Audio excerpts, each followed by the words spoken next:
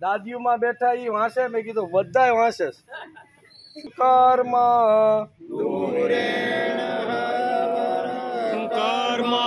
દૂરેણ હ્યવરમ કર્મ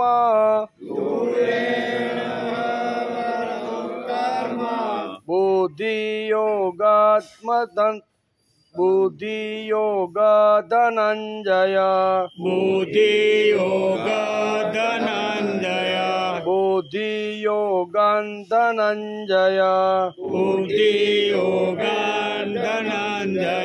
દૂરેણ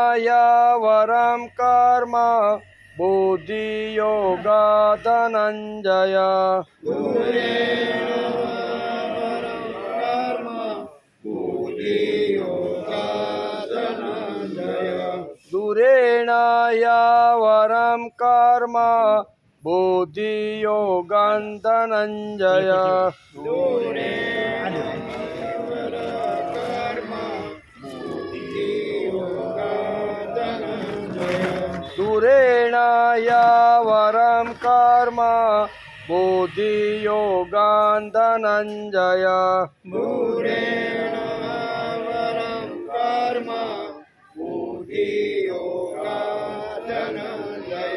બુદ્ધો શરણમચ્છિન્ન બુદ્ધો શરણમવિચ્છ કૃપણા ફલહેતવા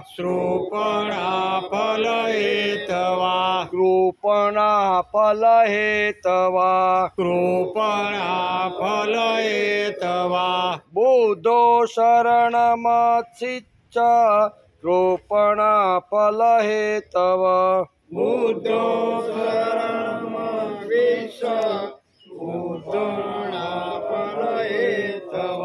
બુદ્ધો શરણમવિચ્છ કૃપણા ફલહેતવ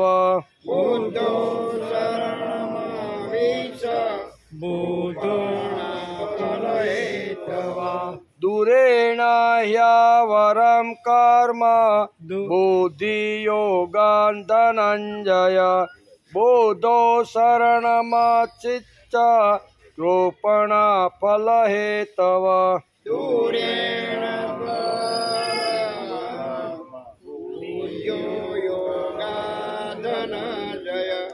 બુદ્ધો શરણમવિચ્છ કૃપણા ફલહેતવ. પાનું ફેરવી નાખજો. હવે ફેરવો ને ઈનું રહેવા જાવ તો આજે તમારે લોક ક્યાં થાય ને ફેરવ કરવું હે આ લોકોને બાયુને નો ફેરવી ઈ નહીં રે હાલે બેનો હાલે નો વાંચતા આવડતું હોય ને હાલે એની વાત છે.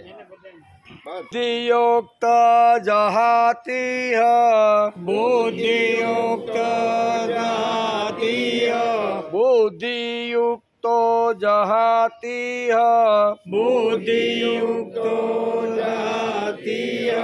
ઉભે સુકૃત સુકૃતે ઉભે સુકૃત દુષ્કૃતે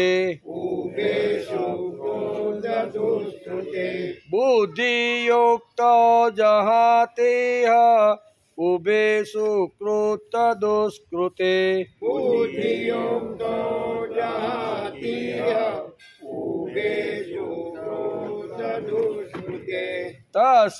તસ્માદ્યોગાય યુજસ્વ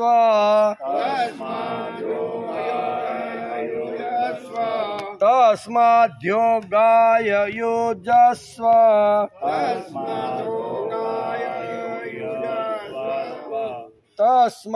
તસ્માદ્યોગાય યુજસ્વ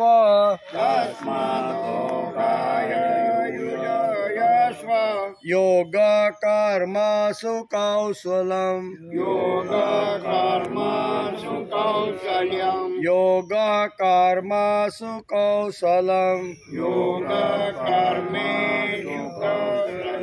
તસ્માદ્યોગાય યુજસ્વ યોગ કર્મસુ કૌશલમ યોગાદોગાય યુજસ્વ યોગ કર્મેષુ કૌશલમ कौशल्यं बुद्धियुक्तो जहातिह उभे सुकृत दुष्कृते तस्माद्योगाय युजस्व योग कर्मसु कौशलम् बुद्धियुक्तो जहातिह उभे सुकृत दुष्कृते तस्माद्योगाय युजस्व योग कर्मसु कौशलम् पाछू पानु फेरવું 49 અરે બોલવાનું દૂરેણ યાવરં કર્મ બુદ્ધિ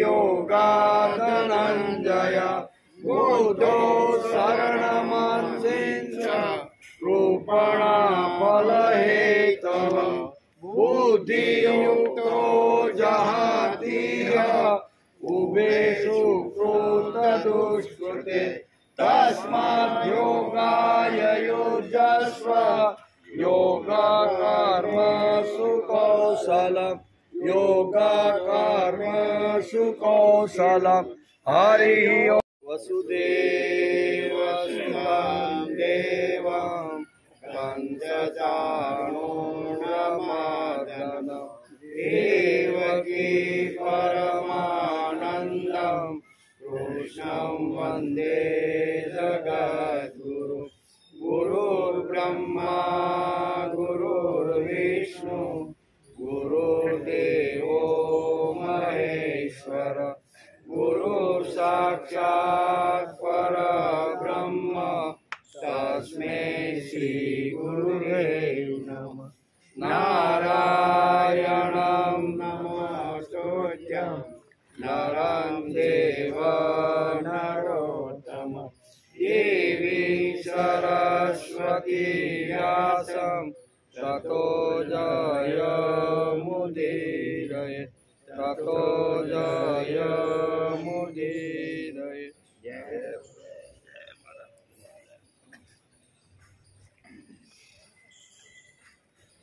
दूरेण ह्यवरं कर्म बुद्धियोगा धनंजय बुद्धो शरणमच्चिच्च कृपणा फल हेतव આજે શ્રીમદ ભગવદ્ ગીતા ચિંતન શરૂ થયું એનો 108મો દિવસ એક માળા પૂરી થઈ આપણી કેટલી માળાના મણકા કેટલા 108 શા માટે 9ય નહીં 10ય નહીં 7ય નહીં 108 અમે વાસળિયાના નામ 108 લગાડે ઘણા ખબર કોઈને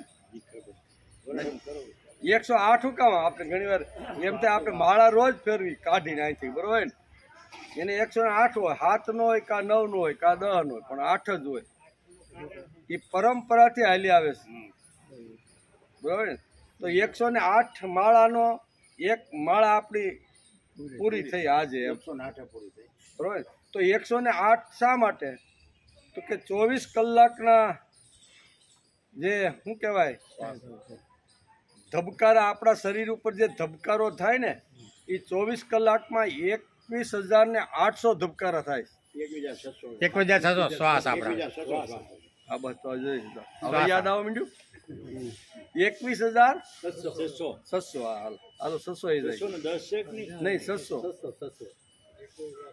21,600 ને આપણા 24 કલાકમાં ધબકારા વાગે તો આપણું શાસ્ત્ર એમ કહે છે કે ધબકારે ધબકારે ભગવાનનું નામ લેવું જોઈએ તો ભગવાનના ઋણમાંથી આપણે મુક્ત થાય પણ આપણે બધા રહ્યા સંસારી એ ધબકારામાં નામ લેવામાં રહી તો આપણી તાવડી ટેકો લેક નહીં એટલે શાસ્ત્રકારોએ નક્કી કર્યું કે કાંઈ વાંધો નહીં તારા હુવામાં કદાચ તું જ્યારે આવી રીતના 12 કલાક હુવામાં કાઢતો હોઈશ ને એમાં તો તને ખબર તો નથી એટલે એ તને બાદ કરી નાખવું એમ એટલે 21,600માંથી બાદ અડધું બાદ કરીએ તો 10,800 રહીએ કેટલા 10,800 એટલે જાગ્રત અવસ્થાની અંદર આપણા હૃદયના જે ધબકારા છે એની જો ગણતરી કરવામાં આવે તો 10,800 ધબકારા થાય હવે 12 કલાક આપણે ધંધો કરવાનો હોય તો એમાં ધબકારે ધબકારે ક્યાં નામ લેવું એટલે આપણા પૂર્વજો આપણા શાસ્ત્રકારો આપણા વડીલો ઋષિઓ બહુ ડાયા હતા એ કે માંડ હવે પેટીયું ભરવા માટે પણ 8-10 કલાક દોડતો હોય, એમાં 10,800 આ નામ ક્યાંથી લે ભાઈ? અને એણે એક કીધું કે કાંઈ વાંધો નહીં, 100 ભાગનું લેતોય હાલે. કેટલું? 10,800 નો 100 ભાગ કેટલો થાય? 108. ઘેરે જઈને ગણતરી કરજો. એટલે 108 એક માળા જો આપણે ફેરવી લઈને તો આપણા 21,000 ને જે 600 જે આપણે માળાની શું કહેવાય નામની જે વાત કરીને એ બધું એમાં આવી જાય. પણ હૃદયથી મણકો ફરવો જોઈએ. ધ્યાન ગમે ત્યાં હોય અને આપણો મણકો આમાં માલતો હોય, બરોબર ને, તો એ નહીં એમ.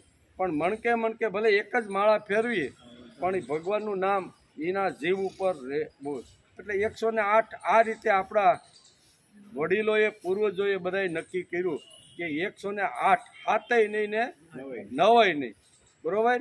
એટલે 24 કલાકના ધબકારા કેટલા? તો કે 21,600. 12 કલાક રાત્રિ અને 12 કલાક દિવસ. રાત્રિને બાદ કરો તો એના અડધા થાય 10,800. 10,800 100 ભાગનું પણ જો માણસ સ્મરણ કરે ને તો પણ ભગવાન કે મને માન્ય છે. એટલે એના 100 ભાગનું થાય 108, બરાબર ને. તેથી આપણી ભારતીય સંસ્કૃતિમાં માળાનું મહત્વ 108 પારાનું આ રીતે બનાવ્યું. એમાં એક માળા આજે આપણી પૂરી થઈ. બીજું આજે એક પવિત્ર દિવસ છે પર્યાવરણનો, જે ભગવાને પણ શ્રીમદ ભગવદ્ ગીતાના 10મા અધ્યાયમાં કીધું કે જે બધા વૃક્ષો આ જગતની અંદર જેટલા ઊભા છે એની અંદર પીપળાનું રૂપ હું છું એમ. આમ કરીને ભગવાને વૃક્ષને પણ પોતાની વિભૂતિ બનાવી દીધી. એટલે વૃક્ષોનું પણ ખૂબ જ મહત્વ છે. ખાલી આપણે ઉપયોગી થાય એટલા માટે વાવી તો એ આપણો ભૌતિક ફાયદો કહેવાય, પણ ઉપયોગી નથી છતાંય મારે વાવવાનું છે ને તો એને ભક્તિ કહેવામાં આવે છે. અને એ કાયમ ટકે એમ. ઉપયુક્તતા પૂરી થાય એટલે ઘણીવાર માણસ ઝાડને કાપી નાખે. હવે આ રાવણો 10 વર્ષથી વાવ્યો છે કે આવતો નથી, કાપો એમ. ઉપયુક્તતા એની બંધ થાય એટલે ઘણીવાર માણસ એનું કાપી નાખે. ગીરમાં આપણે જાય તો ઘણા આજે આંબાવાળીઓ કપાય છે. એનું કારણ શું છે કે ભાઈ 3 વર્ષથી અમે ભાઈ આમાંથી કાંઈ ઉત્પાદન ઉપયોગનું નથી એમ. ઉપયોગનું ન હોય તો એને કાપો.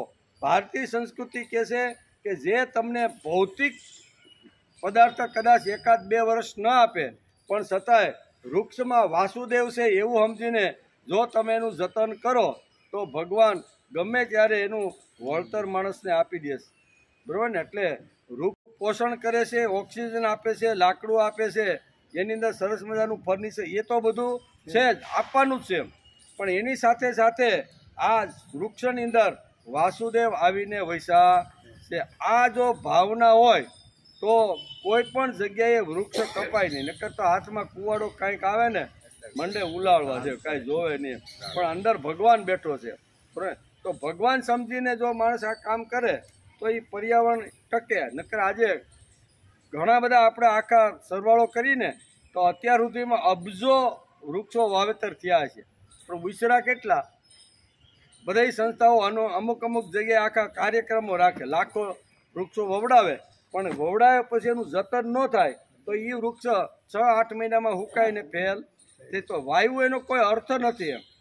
વાવેતરની પાછળ માણસને આવી રીતે તમન્ના ધગસ માણસની હોવી જોઈએ કે મેં જે વૃક્ષ વાવ્યું છે એ 3 વર્ષ સુધી મારી જતન કરવાની તૈયારી. 3 વર્ષ 3-4 વર્ષથી જતન કરે પછી તો એની મેળે જ. કારણ કે વૃક્ષ છે ને એની પાસે 4 ગુણો છે. પહેલું તો સ્થિરતાનો ગુણ એની અંદર કેવો, એ સ્થિર રહે એમ, સ્થિર રહે. અને બીજો ગુણ છે કે સ્થિર રહે અને કોઈ પણ ની પાસે માગ્યા વગર પોતાનો ખોરાક મૂળિયાથી પાણી સુધી જઈને મેળવી લે છે. અયાચક બીજો ગુણ કેવો છે, અયાચક, કે કોઈની પાસે માગ્યા વગર પોતાનો ખોરાક પોતાની જાતે મેળવી લે. ત્રીજો ગુણ છે એનો પરોપકારનો, બરોબર. પથ્થર ફેંકો તો તમને સરસ મજાની કેરી આપે. કેરીના ઝાડ ઉપર પથ્થર ફેંકો તો એ કેરી આપે. 2-4 કલાક ઉનાળાના 42 ડિગ્રીમાં આપણે એની નીચે હુતા, થોડોક સાંયો લીધો, વિહામો ખાધો અને 4 વાગે પાછા અહીંયા હતા ખંભામાં પછેડી નાખીને ઉપડ્યા અને આપણે એનો આભાર માન્યો નહીં તો વૃક્ષ કાંઈ આપણી પાછળ આવતું નથી કે ભાઈ 3 કલાક સુધી મારો ઓક્સિજન લીધો, સાયો લીધો અને આભાર થેન્ક યુ કીધા વગરનો યોજાશ? વૃક્ષનું કામ પરોપકારનું છે. કોઈ સાયો લે, કોઈ ન લે, કોઈ ઓક્સિજન લે, એ જોતું નથી. કહેવાનો અર્થ કે આ બધા જે ગુણો છે ને એ વૃક્ષોની અંદર છે અને તેથી જ વૃક્ષનું પૂજન ભારતીય સંસ્કૃતિમાં વર્ષમાં 1 દિવસ રાખ્યું, બરાબર ને? વડલાનું શું કહેવાય, પીપળાનું પૂજન આવ્યું ને ભાદરવા મહિનામાં, એ 1 દિવસ રાખી દીધો કે પૂર્વજોને એ બાને પૂર્વજોના નામે વૃક્ષને પાણી તો મળે. ઓમ આપણે આખા વર્ષમાં ક્યારેય વૃક્ષને પાણી પાવા જતા ન હોય, પણ પછી એ દિવસે ગાગર અને હાંડો લઈને ખંભે લઈ, કેમ ભાઈ? તો કે પીપળે પાણી રેડવા જાવ. આખું વર્ષ ગયા ન હોય પણ એ બાને ભલેની પૂર્વજોના નામે પણ વૃક્ષોને પાણી મળે કે ન મળે. એટલે ભારતીય સંસ્કૃતિએ ધર્મ અને અધ્યાત્મને બેને વિજ્ઞાનને બધાને હારે જોડી દીધા. એટલે વિજ્ઞાનને જો ધર્મને હારે જોડવામાં આવે ને તો ઘણીવાર માણસ પકડી રાખે. એટલે આ બધી વાતો આજે પર્યાવરણના દિવસને આપણે યાદ કરી લઈએ કે આજે એક સારામાં સારો આપણો રાષ્ટ્રીય તહેવાર કહેવાય, રાષ્ટ્રીય, બરાબર ને? તો એની અંદર આ બધી વાતો છે, જે પરોપકાર છે, જે સ્થિર રહે છે, અયાચક વ્રત છે અને પરોપકાર વૃત્તિ છે. આ 4 ગુણો વૃક્ષોની અંદરથી આપણે વડીલોએ લેવાના છે. આ આપણે જેમ વૃક્ષોમાં આ ગુણ છે ને એ બધા ગુણ આપણી અંદર લાવવાનો પ્રયત્ન કરવો જોઈએ. એનો પણ આજે થોડોક વિચાર કરીએ. હા, ગઈકાલે આપણે બીજા અધ્યાયના 48મા શ્લોકને નમસ્કાર કર્યા. ભગવાને કીધું કે હે ધનંજય, તું આ શક્તિ ત્યજીને તથા સિદ્ધિ અસિદ્ધિને સમબુદ્ધિમાં રાખીને યોગમાં સ્થિત થઈ કર્તવ્ય કર્મો કર. સમત્વ એ યોગ છે એમ ભગવાને અર્જુનને સમજાવ્યું. સિદ્ધિ અસિદ્ધિમાં તું ધ્યાન રાખ નહીં, તારો ફક્ત કર્મ કરવાનો અધિકાર છે, બરાબર ને? સિદ્ધિ મળે ન મળે, વહેલી મળે મોડી મળે અથવા ન પણ મળે, એની અંદર તારે ધ્યાન રાખવાનું નથી. એટલે ભગવાને એ વાત ગઈકાલે અર્જુનને કીધી. જે પણ કંઈ કર્મ કરવામાં આવે એ પૂરું થાય કે ન થાય, તેમજ તેનું ફળ અનુકૂળ કે પ્રતિકૂળ મળે તેમાં સમભાવ રહેવો, એનું નામ સમત્વ છે. એમ કર્મ કર્યા પછી એ કામ પૂરું થાય કે ન મળે, પૂરું થાય કે ન થાય, ફળ મળે કે ન મળે, પણ સમત્વ બુદ્ધિથી જે કામ કરવામાં આવે છે એને સમત્વ બુદ્ધિ કહેવામાં આવે છે. સિદ્ધિ થાય ન થાય, ફળ મળે નહીં પડે, થાય ન થાય, વહેલા મોડું થાય, એને સમત્વ કહેવામાં આવ્યું છે. ખરેખર તો શ્રીમદ ભગવદ્ ગીતાના મહાત્માનું વર્ણન કરવાનું કોઈનામાં સામર્થ્ય નથી. એટલો ગહન અને ગૂઢ તત્વજ્ઞાન ભગવાને શ્રીમદ ભગવદ્ ગીતાના 700 શ્લોકમાં ભર્યું છે. ગમે તેવો મહાન પંડિત હોય, ગમે તેવો મોટો વિદ્વાન હોય અથવા ગમે તેવો શાસ્ત્રીય હોય અને ગીતા હાથમાં લઈને એ એમ કે હું સંપૂર્ણ મહાત્મા તમને ગીતાનું સમજાવું, તો એ વસ્તુ અશક્ય છે. કારણ કે ગીતાનું મહાત્મા એટલું અદ્ભુત છે, એટલું ઊંડું છે કે ગમે તેટલા લોકો ગમે તેટલી વાર ગીતાને વાંચે ને તો એમાંથી નવું નવું જેને તત્વ મળતું રહેલું અગાધ છે, બરોબર? જેમ સમુદ્રનું જે મધ્ય ભાગમાં જાય એને તળિયું માણસ ગોતી શકતો નથી ને, એટલું અગાધ જ્ઞાન ગીતાનું છે. તેથી ગમે તેટલું મહાત્માનું વર્ણન કરવા માટે કોઈ વિદ્વાન પંડિત જ્ઞાની જો પ્રયત્ન કરે ને તો એના તળિયા સુધી પહોંચી શકતા નથી. એટલું ગહન જ્ઞાન છે.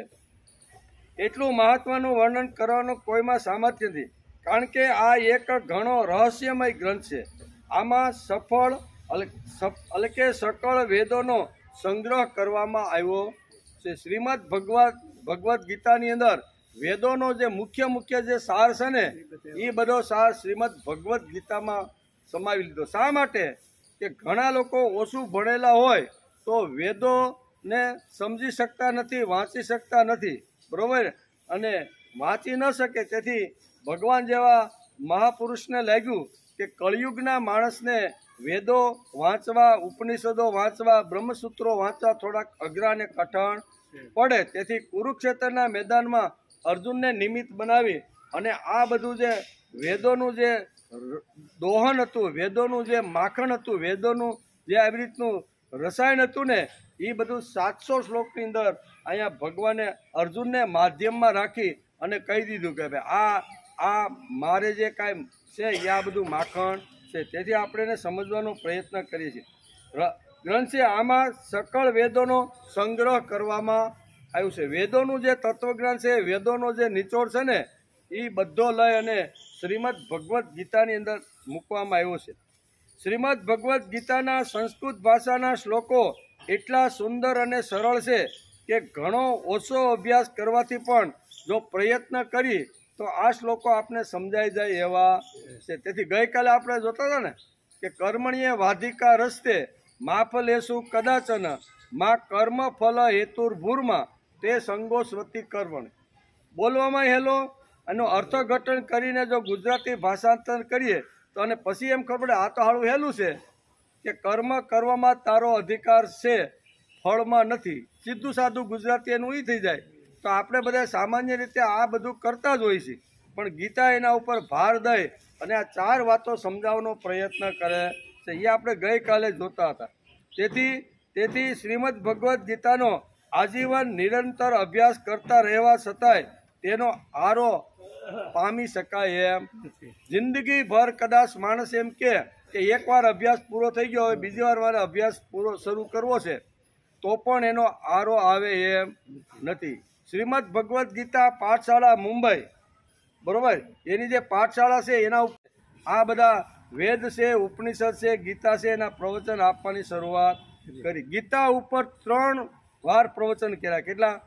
700 શ્લોકનો એક જ વ્યાસપીઠ ઉપર બેસી અને એને પ્રથમ જ્ઞાન ઉપર આખી ગીતા કીધી, પછી કર્મયોગ ઉપર કીધી અને ભક્તિ યોગ ઉપર 3 વખત એકની એક ગીતાને કીધી. 3 વખત અલગ અલગ વિષય ઉપર કીધી. પણ છતાંય પાંડુરંગ શાસ્ત્રી કહે છે કે હું હજી એનો તાગો મેળવી શક્યો.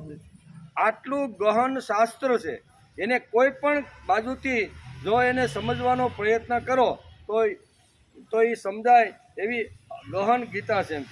તેથી અહીં કહે છે શ્રીમદ ભગવદ્ ગીતાનો રોજ અભ્યાસ કરી તો તેમાંથી નવા ભાવો ઉત્પન્ન થાય.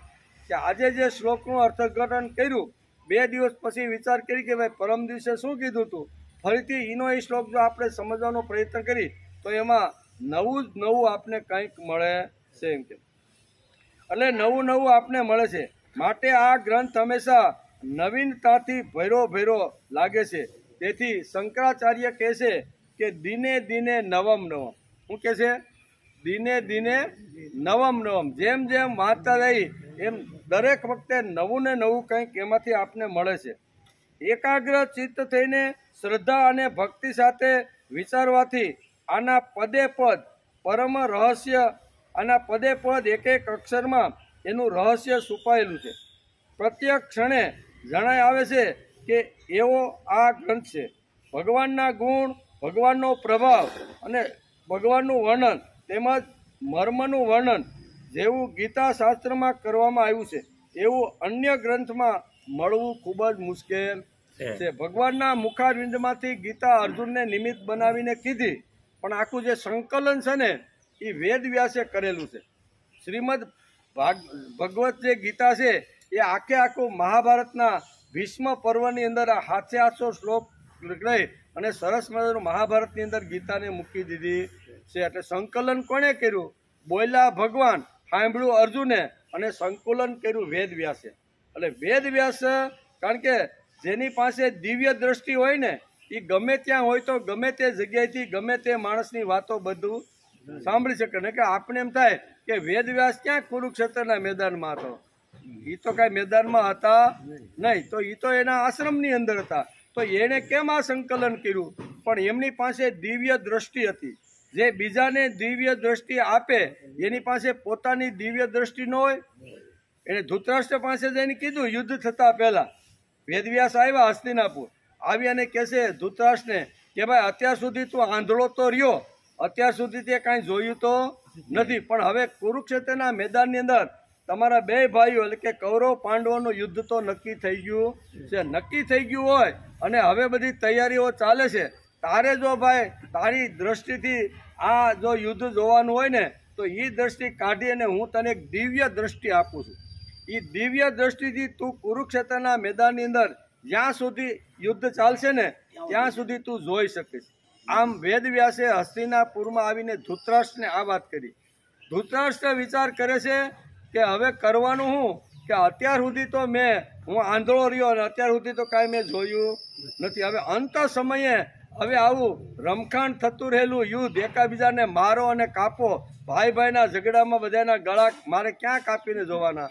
તેથી બે હાથ જોડીને વ્યાસ ભગવાનને કહેશે કે દિવ્ય દ્રષ્ટિ મને જોઈતી નથી, મને તો હું સૌ એમ જ રહેવા ગયો, પણ દિવ્ય દ્રષ્ટિ જો આપવાની હોય તો તમે સંજયને આપો. અને સંજયને આપશો ને તો સંજય મને યુદ્ધના મેદાનમાં જે કાંઈ થઈ રહ્યું છે ને એ બધું જ મને કહેતો રહેશે અને હું સાંભળતો રહી. મારે હવે અંત સમયે પણ આવો ખૂંખાર જે શું કહેવાય યુદ્ધનો જે સંગ્રામ છે ને એ મારે જોવો નથી. એટલે કહેવાનો અર્થ કે બીજાને જે દિવ્ય દ્રષ્ટિ આપે એ પોતાની દ્રષ્ટિથી દુનિયાના ખૂણામાં ક્યાં હલચલ ચાલે છે એને ખબર ન હોય, એને બધી જ ખબર હોય. ઘણા લોકો દલીલ કરે કે વેદવ્યાસ તો અહીંયા કાંઈ કુરુક્ષેત્રના મેદાનમાં નહોતા, તો આ સંકલન મહાભારતની અંદર આ જે વર્ણન આવે છે એમાં વેદવ્યાસે ગીતાનું સંકલન કર્યું તો કેવી રીતે? પણ એની દ્રષ્ટિ ચારે બાજુ ફરતી હોય છે. તેથી ભગવાને તો આડાઅવળા શ્લોકો બધા કરી દીધા, પણ એનું ગૂંથવાનું કામ, ફૂલ આપણા પીડ્યા હોય ને ટોપલીમાં, ગુલાબના હોય, ગલગોટાના હોય, અલગ અલગ જુઈના હોય, બધા પીડ્યા હોય, પણ એ ગોઠવી અને સરખી માળાની અંદર એકદમ શોભે એવી રીતનું કરવાનું હોય તો માળી શું કરે? જ્યારે જે ફૂલની વચ્ચે આડોળું પીડ્યું હોય એ અહીંયા શોભે એમ છે, એટલે એ ફૂલને ત્યાં બરોબર ગોઠવી આપે. એમ આડાઅવળા ભગવાને ઘણીવાર આવી રીતના શ્લોકો અર્જુનને કીધા છે, સંજયે ઘણા બધા આવી રીતની વાતો બધી સાંભળી છે, પણ વેદવ્યાસે સુંદર મજાની માળા બનાવી દીધી અને માળા બનાવી અને આપણા હાથની અંદર મૂકી દીધી. 700 શ્લોકની સુંદર મજાની માળા, અને એ માળાની અંદર દુનિયાના જે કાંઈ બર્નિંગ પ્રોબ્લેમ, એટલે એ ખતરનાકમાં ખતરનાક પ્રોબ્લેમ હોય ને તો એનું સોલ્યુશન પણ ભગવાને શ્રીમદ ભગવદ્ ગીતામાં જ આપી દીધું છે. આવી સુંદર મજાની એ શું કહેવાય 108 પારાની જે આપણા ભાષામાં કેવું હોય તો એ માળા વણીને આપણને આપી છે. એટલે આપણા 108 દિવસ આજે પૂરા થયા છે. શ્રીમદ ભગવદ્ ગીતાનો રોજે રોજ આપણે અભ્યાસ કરી તો પણ એનું તળિયું આપણે માપી શકીએ એમ નથી. 39 શ્લોકથી બીજા અધ્યાયના 39 થી 48 શ્લોક સુધી જે સમત્વ બુદ્ધિનું વર્ણન છે, સકામતાની અને અપેક્ષાએ તે સમબુદ્ધિની શ્રેષ્ઠતા ભગવાને સમજાવી. સમબુદ્ધિની શ્રેષ્ઠતા કેવી હોય એ 39 થી 48 શ્લોકની અંદર ભગવાને સમજાવી છે. વ્યવસાયાત્મક બુદ્ધિ અને એ બુદ્ધિનું જ્યારે વર્ણન કરે છે ત્યારે એ બધી વાતને 49ના શ્લોક સુધી આપણે સમજાવવાનો પ્રયત્ન કર્યો. આજે 49ના શ્લોકની અંદર ભગવાન આગળ કહે છે કે હે અર્જુન, 39માંથી 48ના શ્લોક સુધી જે સમબુદ્ધિનું વર્ણન થયું છે, સકામ કર્મની અપેક્ષાએ તે સમબુદ્ધિની શ્રેષ્ઠતા એ હવે 49ના શ્લોકની અંદર ભગવાન કે 48 શ્લોક સુધી તો એણે સમબુદ્ધિનું વર્ણન કર્યું છે, પણ એની શ્રેષ્ઠતા શું છે? શ્રેષ્ઠ શા માટે છે સમબુદ્ધિ? અને સકામવાળી બુદ્ધિ હલકી શા માટે છે? એ બધી જ વાતો ભગવાને બહુ સરસ રીતે 48 શ્લોક સુધી સમજાવી. 49માં આ કે નિષ્કામ કર્મયોગ શ્રેષ્ઠ શા માટે છે, બરોબર? તો એનું વર્ણન આ શ્લોકની અંદર કરવામાં આવ્યું છે. ભગવાન શું કહે છે? દૂરેણ હ્યવરમ કર્મ બુદ્ધિ યોગા ધનંજય બુદ્ધો શરણમન્નિચ્છ કૃપણા ફલ હેતવ. ભગવાન બહુ સરસ રીતે અહીંયા સમબુદ્ધિનું જીવનમાં પરિણામ કેવી રીતનું લાવી શકાય એનું વર્ણન આ શ્લોકની અંદર કર્યું છે.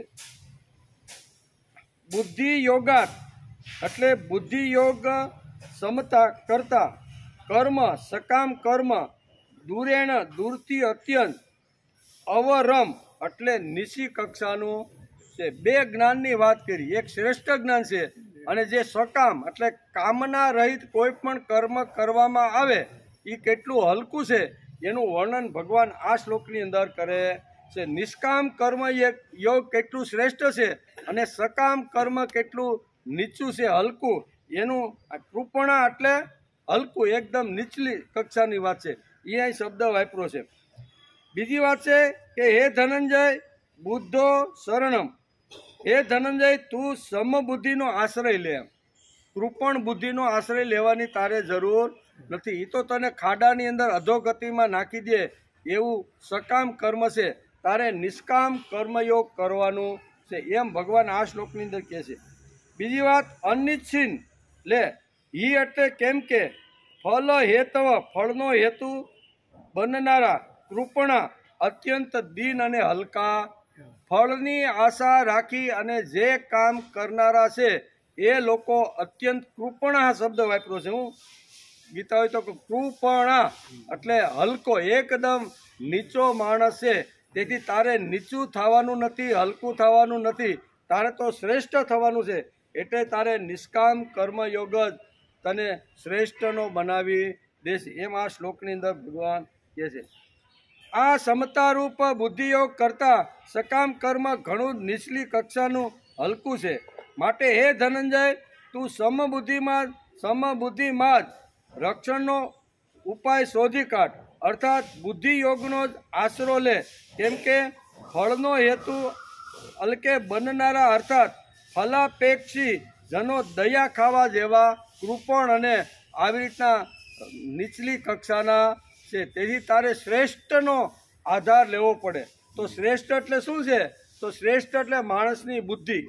બુદ્ધિથી બીજું કોઈ આપણા શરીરમાં શ્રેષ્ઠ નથી, એમ કહે છે. અને તેથી તો આપણે બુદ્ધિનું પૂજન આપણે રોજ કરીને, આપણે રોજ ઘણીવાર વાત કરી છે કે શ્રીમદ ભગવદ્ ગીતા જેમ બુદ્ધિનું મહત્ત્વ સમજાવે છે.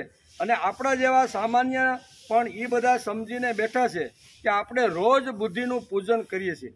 આજનું વિજ્ઞાન, આજના વૈજ્ઞાનિકો, આજના તર્ક ચલાવનારા એટલું જ નહીં, પણ આજના ડૉક્ટરોએ પણ ઘણું બધું વાંચ્યું અને અભ્યાસ કરી અને નક્કી કર્યું છે કે બુદ્ધિનો મુખ્ય ભાગ જે છે ને એ કપાળની મધ્યમાં આવેલો છે. ક્યાં છે?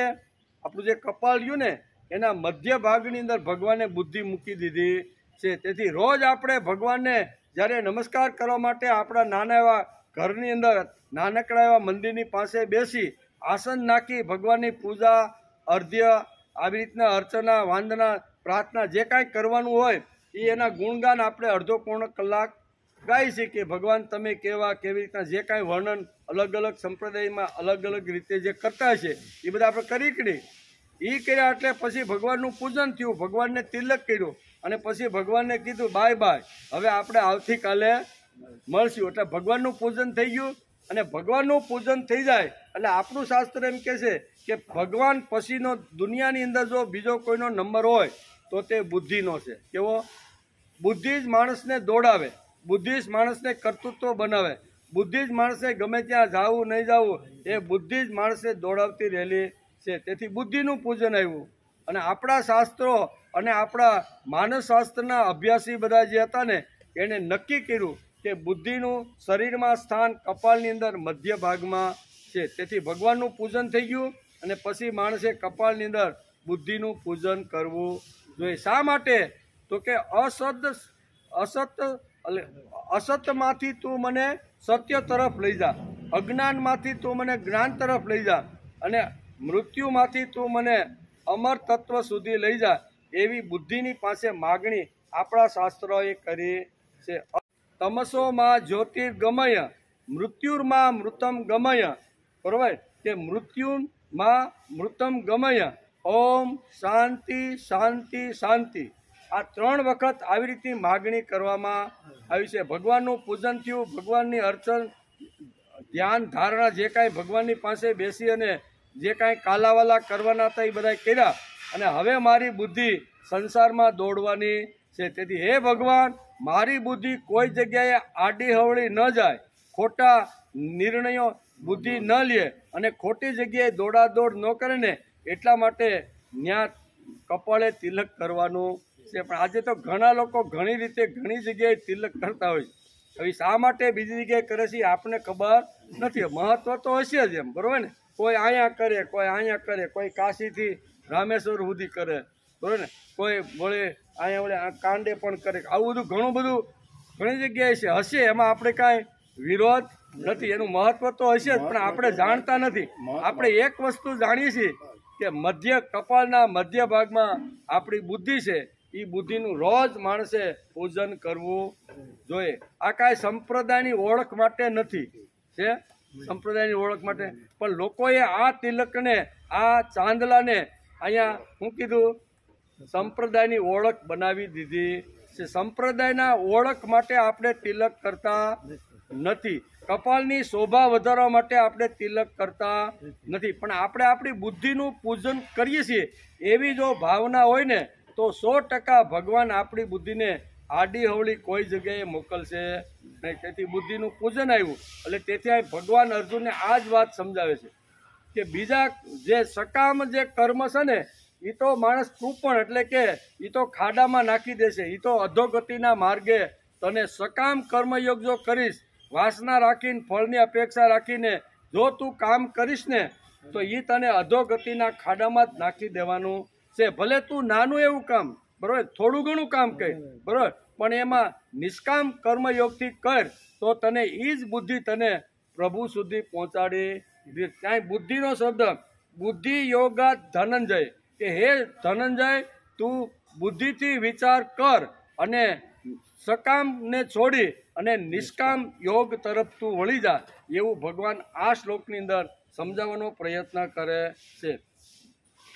એટલે કે સમબુદ્ધિમાં જ રક્ષણનો ઉપાય શોધ, અર્થાત બુદ્ધિ યોગનો જ આશ્રય લે, બીજો તારે આશ્રય લેવાની જરૂર.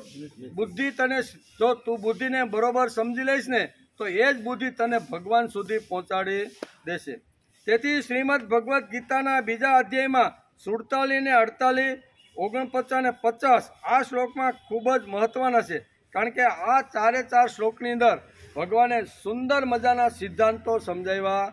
47, 48, 49 અને 50 આ 4 શ્લોક ઉપર ઊંડો અભ્યાસ કરવા જેવો છે. એ 4 શ્લોકની અંદર ભગવાને સરસ મજાના સિદ્ધાંતો સમજાવ્યા છે.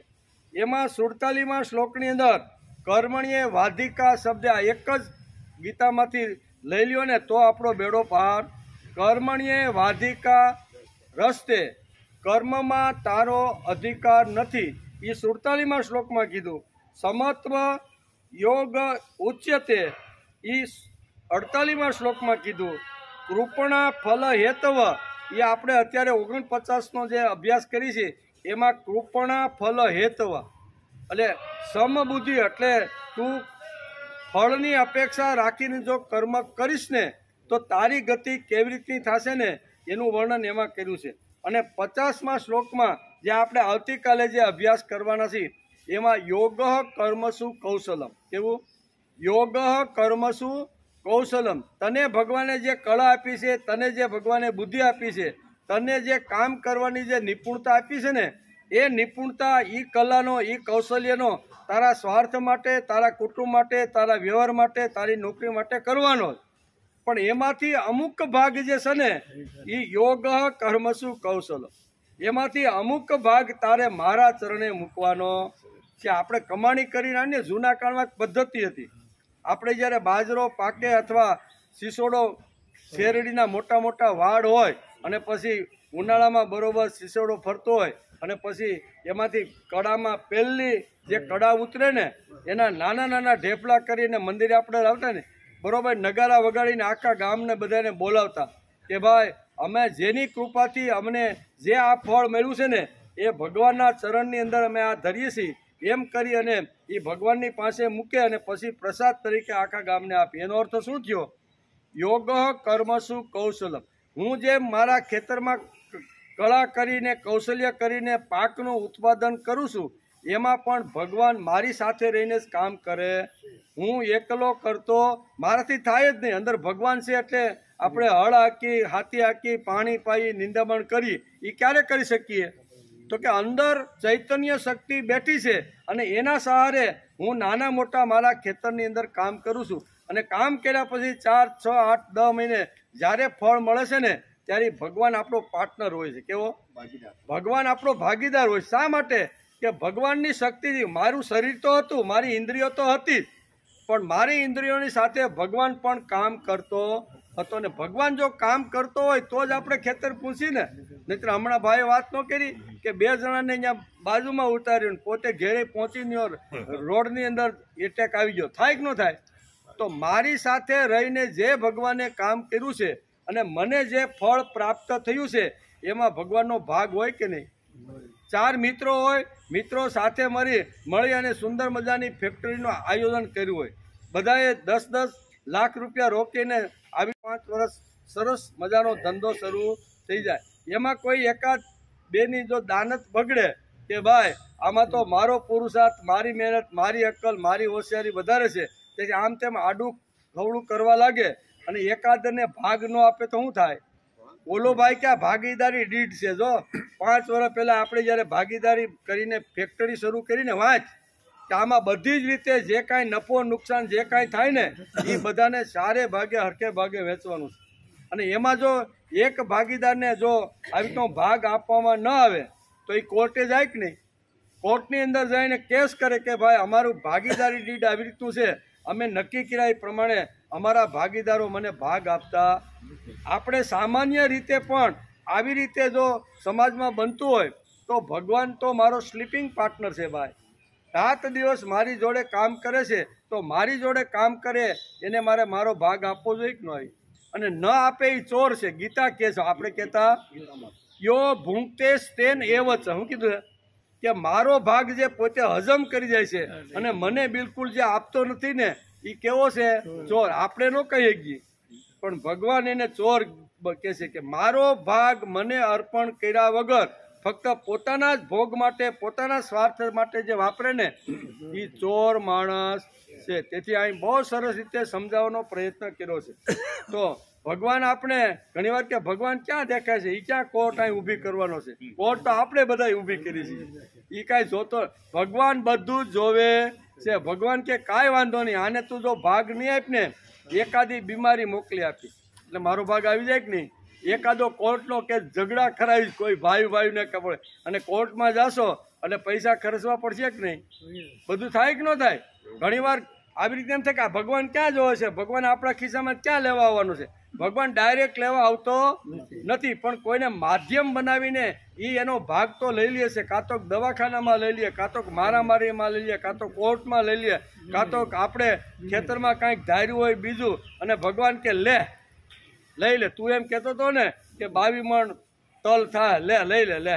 ભગવાન ભાગ કાઢી લે કે નહીં? કાઢી જ લે. એ કાંઈ બુદ્ધિ નથી એની પાસે. આપણા કરતાં તો 1000 ગણી બુદ્ધિ છે. આપણે જો આટલી અક્કલ ને હોશિયારીની બુદ્ધિ હાલતી હોય તો એની પાસે ન હોય.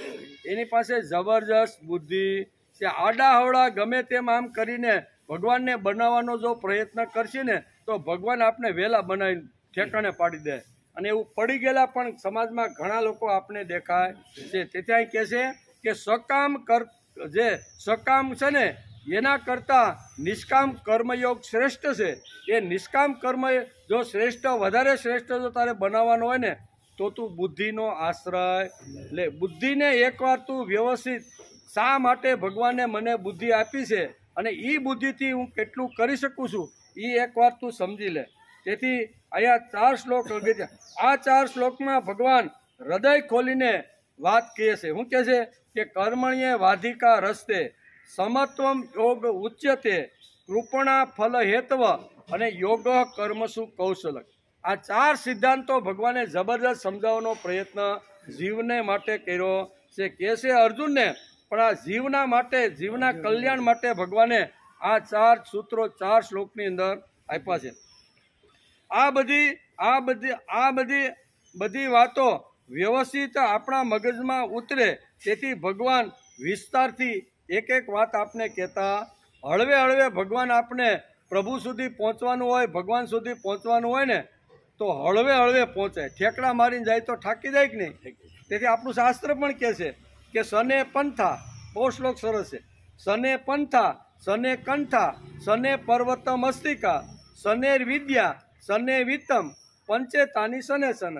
બહુ સરળ ભાષાની અંદર સમજાવવાનો પ્રયત્ન કર્યો છે કે જીવનની અંદર, વ્યવહારની અંદર, કુટુંબની અંદર આ 5 વાતો છે ને એ હળવે હળવે લાવવાનો પ્રયત્ન કરવાનો.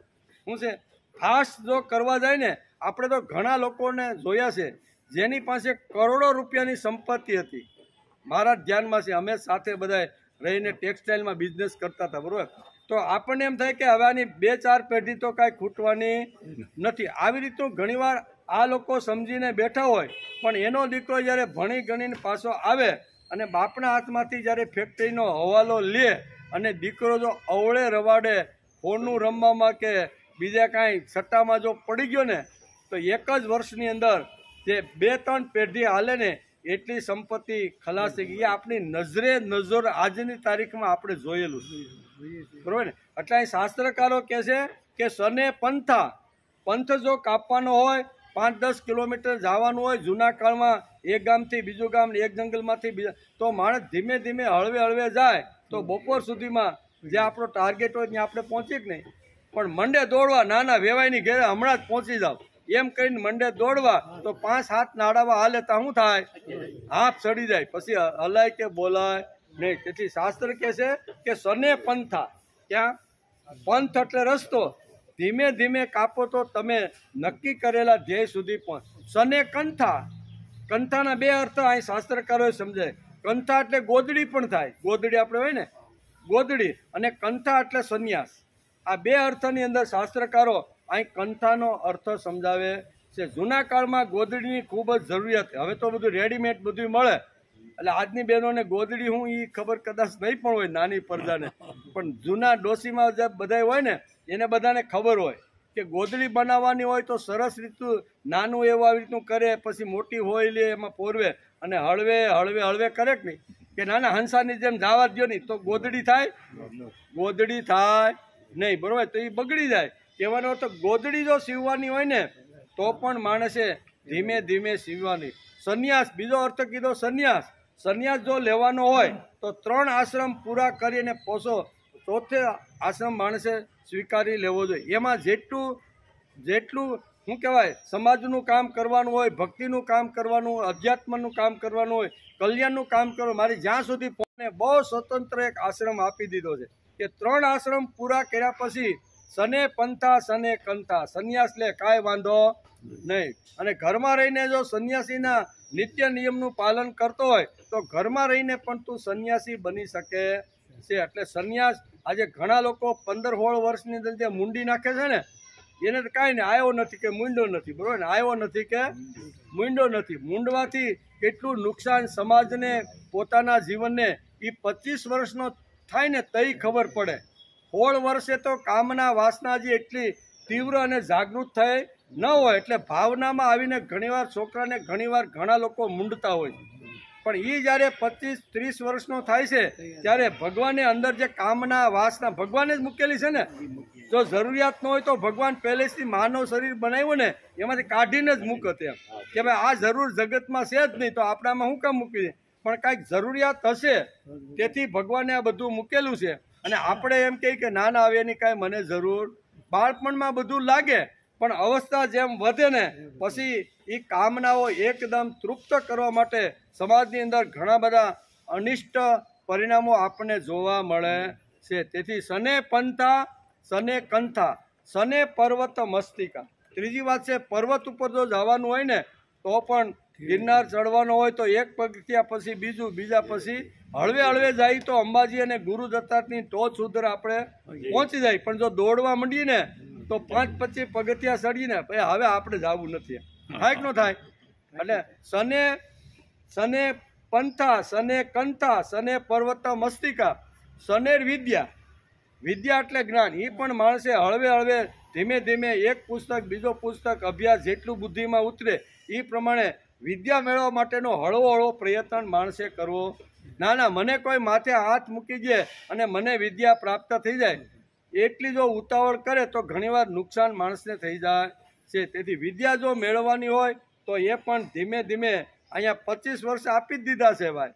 બાળપણથી શરૂઆત કરી અને વિદ્યા મેળવવા માટે તને 25 વર્ષ સુધીની ઉંમર આપી કે નથી આપી? 7 વર્ષ પૂરા કરીને તમ તારે 18 વર્ષ સુધી જેટલી વિદ્યા પ્રાપ્ત કરવી એટલી કરીને ધીમે ધીમે કરે કે નહીં થઈ શકે. પછી આવે છે વિત્ત. વિત્ત એટલે સંપત્તિ. સંપત્તિ પણ માણસે હળવે હળવે મેળવવાનો પ્રયત્ન કરવો જોઈએ. ઘણા આપણા યુવાનો, અબજોપતિના યુવાનો હતા ને, એ આજથી વર્ષો પહેલાં ગોલ્ડમાં ને પેલી રમવામાં બધા એવા હરીફાઈમાં ઉતરી ગયા ને, તે ઘણા બધાનું હાવ સાફ થઈ ગયું. રોડ ઉપર આવીને ગામડામાં પાછા આપણે એમ થાય કે 3 પેઢી સુધી હાલે એવું હતું, અને આ જ પેઢીમાં ગામડે એને શા માટે રહેવા જવું પડ્યું? ઘણીવાર થાય કે ન થાય? એટલે કહેવાનો અર્થ કે પૈસા ધીમે ધીમે મેળવો, મહેનત કરો, પરસેવો પાડો, પ્રામાણિક રહ્યો, નીતિમત્તા વાપરી અને જેટલું ધન મેળવાય એ ધન મેળવવાનો માણસે પ્રયત્ન કરવો જોઈએ. પણ કાળા ધોળા કોઈના ગળા કાપીને, કોઈને ડૂબાડીને, બરોબર ને, એ આપણે ધન મેળવવું જોઈએ. આવું ઘણાની નીતિ હોય છે. તેથી મુંબઈની અંદર ઘણીવાર આવું બને. મુંબઈમાં આવ્યો હોય 2-4 વર્ષથી, પછી કે આ બધા તો મોટરમાં ફરે છે, મોટા બંગલામાં રહે છે, હું તો સાલીમાં રહું છું, મારે પણ એના જેવું થવાનું છે. એટલે ભાઈ, હીરાનો થોડોક નાનો મોટો ધંધો કરતા હોય અને એમાંય 5-7 પડીકા એવા જબરદસ્ત દલાલી કરવાના આવી ગયા, અને 2-5 કરોડનો માલ એની પાસે આવે અને એને એમ થાય કે હાલો એકવાર ટોપી ફેરી દઈ. ટોપી ફેરવીશું તો જ બંગલો થાય. આવું કરે કે નહીં ગણાય? પણ એ કરે છે, પણ એ ટકતું નથી પાછું. તમે જોયો, જેણે આવું જે કર્યું છે ને, એ લોકોનું ધન ટકતું નથી. તેથી આપણું શાસ્ત્ર કહે છે કે સને પંથા, સને કંથા, સને પર્વત મસ્તિકા, સનેર વિદ્યા, સને વિત્તમ, પંચેતાની સને સને. આ 5 વાતો સને સને એટલે ધીમે ધીમે મેળવવાનો માણસે પ્રયત્ન કરવો જોઈએ. તો એ ટકે, અને ટકે એટલે એમાં સુગંધ પણ આવે. નહીતર બીજાના પરસેવાનું, બીજાને ગમે તેમ હેરાન કરીને જો ધન સંપત્તિ કે કોઈ વસ્તુ જો આપણે ઊભી કરીએ તો એ લાંબો સમય ટકતું નથી. થોડા 5-10 વર્ષ સારું લાગે, પણ એ જ સંપત્તિ પાછી માણસને ખાડામાં નાખી જાય, અધોગતિના ખાડામાં. તેથી અર્જુનને ભગવાન બહુ સરસ રીતે સમજાવવાનો પ્રયત્ન કરે છે કે સકામ જે કર્મ છે ને, એના કરતાં નિષ્કામ કર્મયોગ શ્રેષ્ઠ છે. અને નિષ્કામ કર્મયોગ જો તારે કરવાનું હોય ને, તો એના માટે તારે બુદ્ધિનો આશરો. બહુ સરસ શું કીધું એમ? બુદ્ધિ યોગા ધનંજય એટલે અર્જુન કે હે ધનંજય, તારે નિષ્કામ કર્મયોગ કરવાનું હોય તો તું બુદ્ધિનો આશ્રય લે. શા માટે? તો કે બુદ્ધિ માણસને સંકલ્પ વિકલ્પ જે કાંઈ કરવાના હોય ને, એ બધું બુદ્ધિ જ નક્કી કરે છે, એમ કે છે. તેમના એટલે કે યોગની પરિભાષા સમજાવી છે. અર્જુનના મગજમાં તો ભગવાને ઉતાર્યું, પણ આપણને પણ અગવડ ન પડે તેથી 5000 વર્ષ પહેલાં ભગવાને આ કહી રાખ્યું. અર્જુનના મગજમાં તો ઉતરી જાય, કારણ કે કેશવ એની સાથે છે. ભગવાન વગર પણ જો અર્જુન આટલો દ્રોણાચાર્ય પાસે રહીને જો પાવરફુલ બન્યો હોય, તો આ તો ભગવાન એની જોડે છે. એટલે વહેલા મોડા ભલે થોડીક ભગવાનને અગવડ પડશે, થોડોક આમ લાગશે, પણ એને મગજમાં તો ઉતારી દેશે. પણ એને તો ઉતરી જશે. પણ ભગવાનને ખબર હતી કે કળિયુગના માણસને 5000 વર્ષ પહેલાં પણ આ વાત પણ લાગુ પડવી જોઈએ. તેથી કહે છે કે એમના માટે સહજ છે. અર્જુન માટે તો આ બધું સહજ છે. કળિયુગના માણસને અગવડ પડે તેથી વિસ્તારથી સમજાવીને અહીંયા સભાન પ્રયત્ન કરવાનો પ્રયત્ન અર્જુનને ભગવાન કરે. એને ભાનમાં લાવવાનો. અત્યારે તો કેવો થઈ ગયો છે? હથિયાર ફેંકી દીધા છે કે મારે લડવું નથી, મારે યુદ્ધ કરવું નથી. ગમે એટલા માથા પસાડો, પણ હું ભલે તમારો શિષ્ય બની ગયો, પણ મારે તો યુદ્ધ કરવું. આ એનો જે કક્કો લઈને બેઠો છે, એમાંથી ભગવાનને અર્જુનને બહાર કાઢવો છે. કેવી રીતે નીકળે બહાર? તો એની વાત આ શ્લોકની અંદર ભગવાન કરે છે કે બુદ્ધિનો આશરો જો કોઈ પણ માણસ લે ને, તો ગમે તેવી અગવડ અથવા ગમે તેમાંથી બહાર નીકળી જાય છે. આપણે બહાર નીકળવાનું છે, પણ પાણી પી, બરાબર ને? હોય તો કે નિષ્કામ કર્મ યોગની અંદર જોડેલી જો બુદ્ધિ હશે ને, તો એ પરમ પદ સુધી લઈ જશે, બરાબર ને? આવું અર્જુનને ભગવાને કીધું, અને એ પ્રમાણે અર્જુન પણ બરોબર શાંતિથી સાંભળતો રહેલો. અર્જુન જેવો અર્જુન સાંભળે છે, ભગવાન જેવા ભગવાન બોલે છે, બરાબર ને? પણ આખી માનવ જાતને કહેવા માટે ભગવાને સુંદર મજાની આ વાતો આપણી સમક્ષ પણ મૂકી છે. આ શક્તિના નામકરણ અલગ અલગ હોય છે. જે શક્તિ હોય ને, એ એક જ હોય છે, નામ અલગ અલગ હોય. કોઈને જગદંબા કે, કોઈ એને ઉમા કે, કોઈ એને મહેશ્વર કે, કોઈ બ્રહ્મા કે, કોઈ વિષ્ણુ કે, કોઈ મહેશ કે, બરાબર? પણ શક્તિ તો એક જ છે. જ્યારે જ્યારે જેવી શક્તિની જરૂર પડે ત્યારે એ શક્તિ હાજર થાય છે તો આપણે એ શક્તિના નામથી આપણે પોકારીએ છીએ. તેથી બ્રહ્મા, વિષ્ણુ અને મહેશ એ આપણી ત્રણ જે શક્તિઓ છે ને એ એકદમ ફેમસ છે. શા માટે? તો કે ઉત્પન્ન કરવાનું, સૃષ્ટિના ઉત્પન્ન કાર્યની જવાબદારી ભગવાન વિષ્ણુએ બ્રહ્માને સોંપી. એટલે બ્રહ્માએ આખી સૃષ્ટિનું નિર્માણ કર્યું. તેથી આપણે એને યાદ કરીએ. એટલે ઉત્પન્ન કરે તે બ્રહ્મા, અને પછી સંભાળવાનું ભગવાન કે કાંઈ વાંધો નહીં, એકવાર તમે શરૂઆત તો કરો. બ્રહ્માએ પણ ભગવાને, આપણે શરૂઆતમાં જ્યારે શ્રીમદ ભાગવત વાંચતા હતા ત્યારે બ્રહ્માએ પણ ના પાડી કે ભગવાન આટલું મોટું કમળમાંથી જ્યારે બ્રહ્માને ઉત્પન્ન કર્યા તો એ વખતે અહીંયા બ્રહ્માએ કીધું કે બોલો શું કામ છે એ કે તો કે તમે આવી રીતની એક સૃષ્ટિનું તમે નિર્માણ કાર્ય કરો અને એ સૃષ્ટિની અંદર કઈ કઈ વાત મૂકવી, કેવી રીતના મૂકવું એ બધું જ તમે કરો. ત્યારે કે ભગવાન આ કામ તો બહુ અઘરું છે. ત્યારે ભગવાને કીધું તમે કામની શરૂઆત કરો, તમને જ્યાં અગવડ આવશે, તમે જ્યાં અટકાશો ને ત્યાં તમે મને યાદ કરજો, એટલે એ બધી વાત હું સરળ કરી દઈશ. એટલે બ્રહ્માએ સર્જન કરવાની શરૂઆત કરી, એટલે એને આપણે બ્રહ્મા કહીએ છીએ. પછી ભગવાને એને પોષણ આપવાનું. જન્મ દીધા પછી બાળકને પોષણ ન મળે તો શું થાય? હલો, માં તો જન્મ એને આપી દીધો બાળક તરીકે, પણ એ બાળકને જો પોષણ ન મળે તો 2-5 દિવસમાં અસ્યુતમ કેસ્યુતમ થાય કે નહીં? તેથી આ સૃષ્ટિનું સર્જન થઈ ગયું. હવે સૃષ્ટિને જો પોષણ ન મળે તો સૃષ્ટિ કોઈ દી ટકે નહીં. તેથી ભગવાન વિષ્ણુ કહે છે કે એનું પોષણ કરવાનું કામ મારું. તેથી વિષ્ણુ આવ્યા. વિષ્ણુ એટલે પોષણ કરે. બ્રહ્માએ જે સૃષ્ટિ નિર્માણ કરી એનું પોષણ કરવાનું કામ ભગવાન કરે. પોષણ કર્યા પછી એમાં જો કોઈ આડો હવળો થાય, ખોટે રસ્તે જાય ને તો ભગવાન કે કાંઈ વાંધો નહીં, ત્રીજું નામ મારું છે બ્રહ્મા, વિષ્ણુ અને મહેશ. એટલે પ્રલય કરવાનું, એટલે ખલાસ કરવાનું કામ મારું છે. એટલે 3 શક્તિ આવે તો આપણે અલગ અલગ. પછી નવરાત્રિના દિવસમાં જગદંબા આવે તો એ પણ આપણા માટે શક્તિ છે. આપણી આ બધી છે. કહેવાનો અર્થ નામ ભલે અલગ અલગ હોય પણ શક્તિ તો એક જ છે. આપણે અહીંયા આવીને ઝઘડા શરૂ કરી દીધા છે કે અમે તો આના ઉપાસક છીએ, અમે તો આના ઉપાસક છીએ, અમે બીજાને કોઈને માનતા નથી. આવું ઘણું સમાજમાં ઘણીવાર ગડબડતા જોવા મળે છે. તેથી અંગ્રેજીમાં એક શબ્દ ભગવાન માટે બહુ સરસ છે. શું છે? ગોડ. કેવું? ગોડ. GOD. જી નો અર્થ થાય જનરેટર. જનરેટર એટલે ઉત્પન્ન કરવું. ઓ એટલે ઓપરેટર. ઓપરેટર એટલે સંચાલન કરવું. અને ડી એટલે ડિસ્ટ્રોયર એટલે પ્રલય કરવો. GOD એટલે કે ઉત્પન્ન કરનાર, સંભાળનાર અને પ્રલય કરનાર એક જ શક્તિ છે. એને ગોડ કહેવામાં આવે છે. આપણે અલગ અલગ શક્તિના નામથી અલગ અલગ રીતે આપણે બધા પોકારીએ છીએ, પણ શક્તિ તો એક જ છે. આપણે ઝઘડો નહીં કરવો જોઈએ એમ આપણું શાસ્ત્ર આપણે સમજાવે છે. કોઈ એને ઈશ્વર કહે, કોઈ એને કુદરત કહે, કોઈ અવતાર એને માને છે, અને કોઈ મા જગદંબા કહે અને નમસ્કાર. શક્તિ તો બધી એ ભાઈ કુદરતની કૃપા હતી ને એટલે મને આટલું પ્રાપ્ત થયું. એ કુદરત એવી રીતનું આવી રીતની અનાવૃષ્ટિ કરીને કે મારું એ બધું નામ બધા અલગ અલગ છે પણ શક્તિ તો બધી એક જ છે. કોઈ એક તાકાત તો છે જ અને તેની પાછળ ચેતના છે, તે સમજે છે. અનંત ઋષિઓ, અનંત મહાપુરુષો, અનંત સંતો, અનંત ભક્તો આ જગતમાં પાક્યા છે અને અનંત અગવડો તેના જીવનમાં આવી છે, છતાં તે હેમખેમ પાર ઉતરી ગયા છે. એવા ચરિત્રો આપણે ઘણા બધા ભારતીય તત્વજ્ઞાનની અંદર જોવા મળે છે. વાણી, વર્તન અને વિચારથી જે વ્યક્ત થાય છે તેને વ્યક્તિ કહેવામાં આવે છે. ઓલી વ્યક્તિ બહુ ખરાબ નહીં, ઓલી વ્યક્તિ બહુ સારી. તો વ્યક્તિ એટલે શું?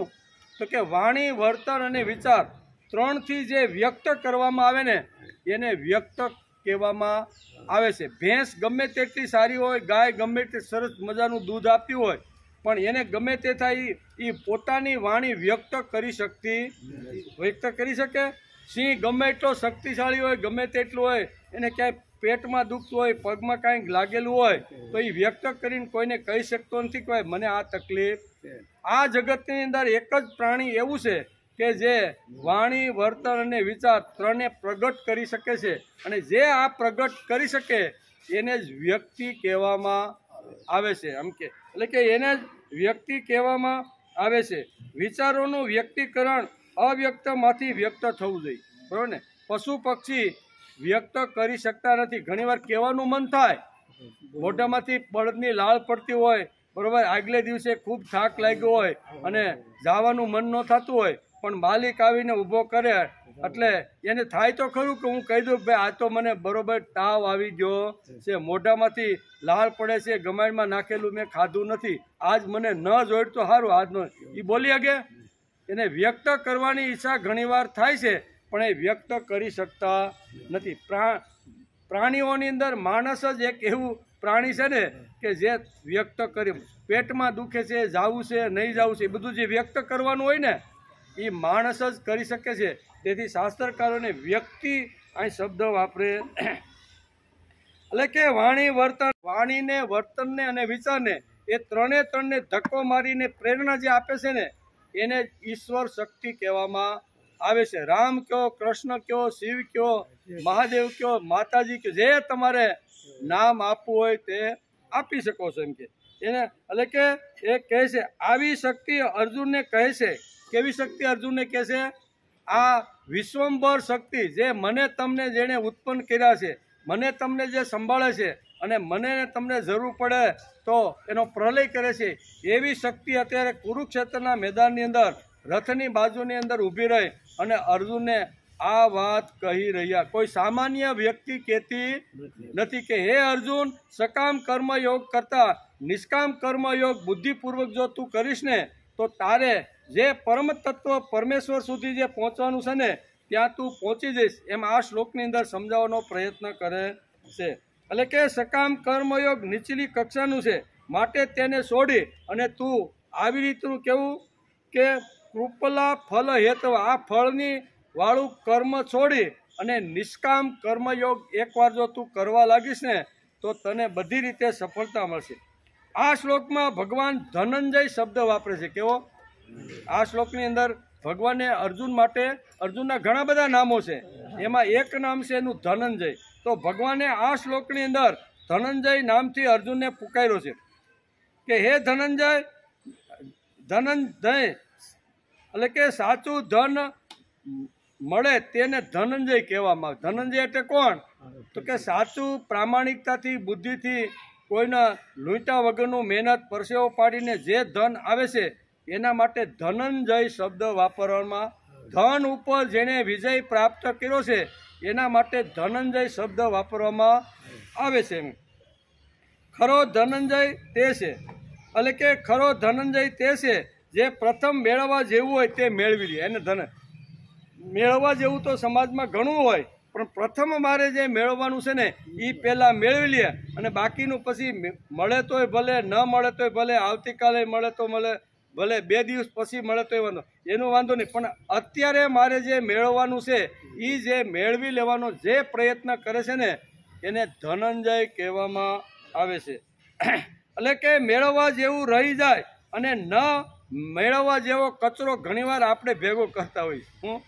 આપણે જ્યારે સમાજમાં ફરીને ત્યારે મેળવવા જેવો એક ભગવાન છે એ રહી જાય અને ન મેળવવા જેવી ગામ ગપાટાની વાતોને ઓલાનું આમ થયું, ઢીકડાનું આમ થયું, બરાબર, એ ન મેળવવા જેવો કચરો ઘણીવાર આપણે મગજમાં ભરતા હોય છે.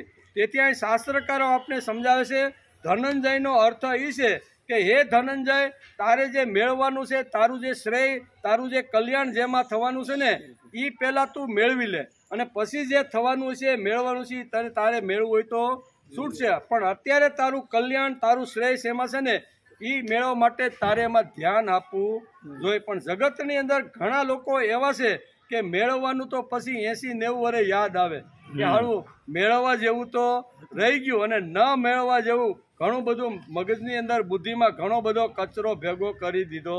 એ કચરાને યાદ કરતો કરતો માણસ મરે એટલે એ નરકમાં જ જવાનો છે. કારણ કે કચરો જ બધો ભેર્યો હોય, કાંઈક સારું ભેર્યું હોય ને તો એનું ચિંતન મનન કરે કે ભાઈ મારી આ યુવાની અંદર મેં આટલા સરસ કામ કર્યા હતા, આટલાને ઉપયોગી થયો હતો, આટલા આવી રીતના સારા કામ કર્યો હતો, ભગવાને મને સંપત્તિ આપી હતી, બુદ્ધિ આપી હતી, સરસ ઇન્દ્રિયો આપી હતી, એ ઇન્દ્રિયોને મારો સ્વાર્થ રાખ્યા વગર ઘણી જગ્યાએ મેં દોડાવી છે, એ બધું જો સ્મરણ કરે તો એને સ્વર્ગ પ્રાપ્ત.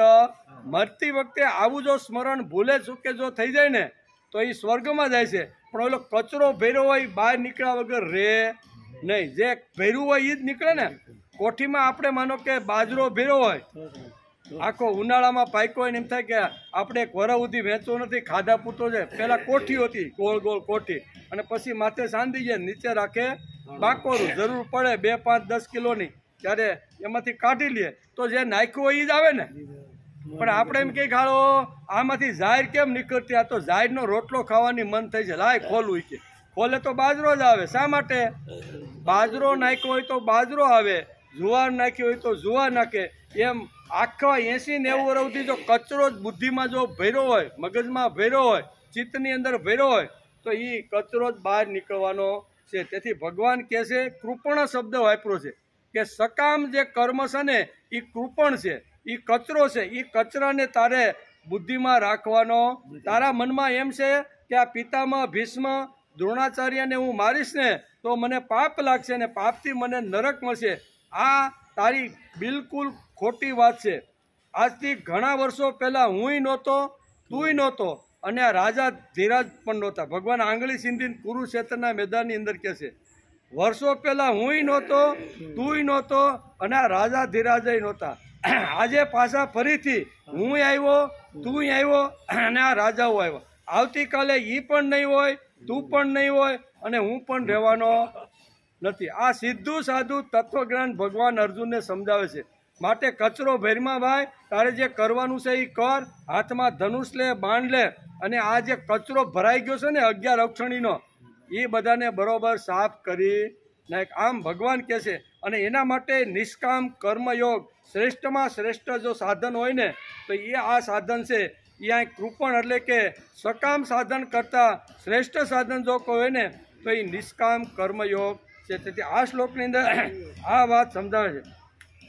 મેળવવા જેવું રહી જાય અને ન મેળવવા જેવો કચરો ઘણીવાર આપણા મગજમાં ભેગો થતો હોય છે.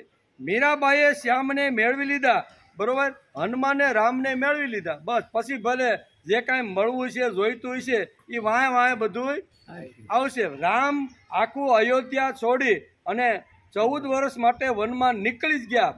ભરત પણ નહોતો અને શત્રુઘ્ન પણ હચકાટ કરીને કે બાપાએ ખોટું કર્યું છે, મોટો દીકરો હું છું એટલે આ ગાદી મારા માટે શું કહેવાય. લક્ષ્મણ તો ઘણી ધમ પછાડા કરી, બહુ જ.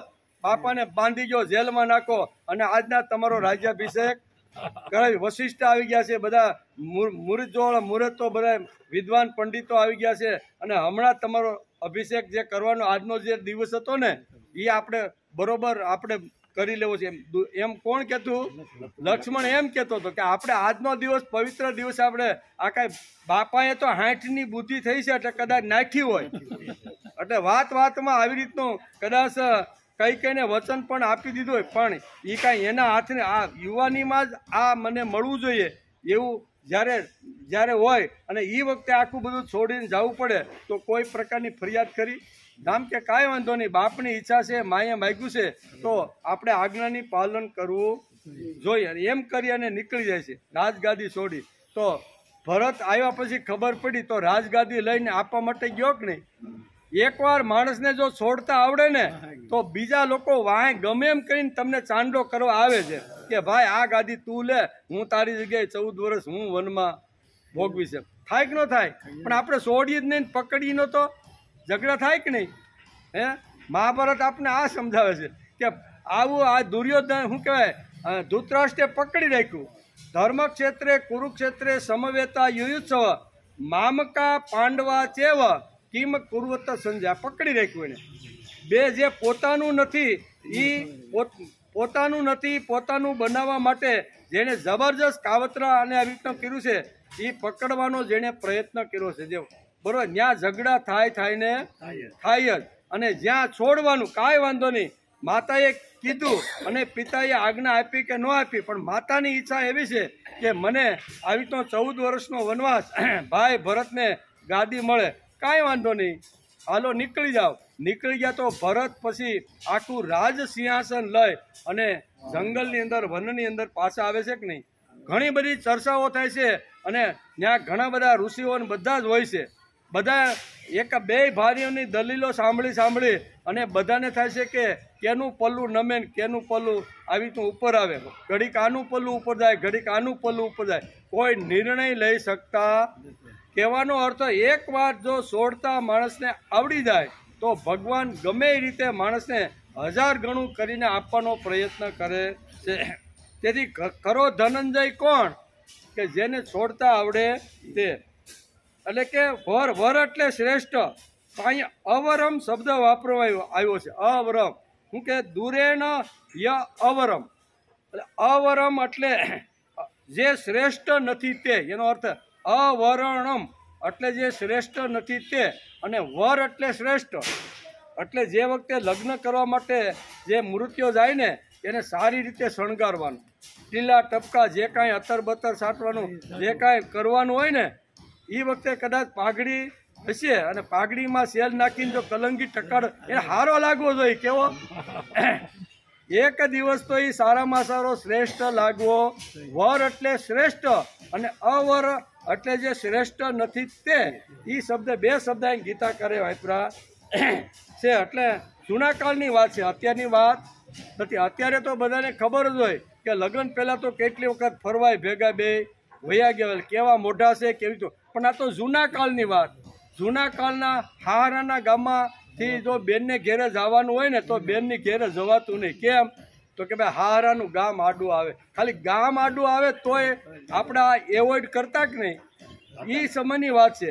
તો પછી લગ્ન સમયે ઘૂમટો કેટલો હોય, એટલે એને કાંઈ શું કહેવાય કન્યાનું મોઢું તો કોઈ દી જોયું નથી. એટલે એ કેવી હશે, કેવી રીતની હશે, બરોબર ને?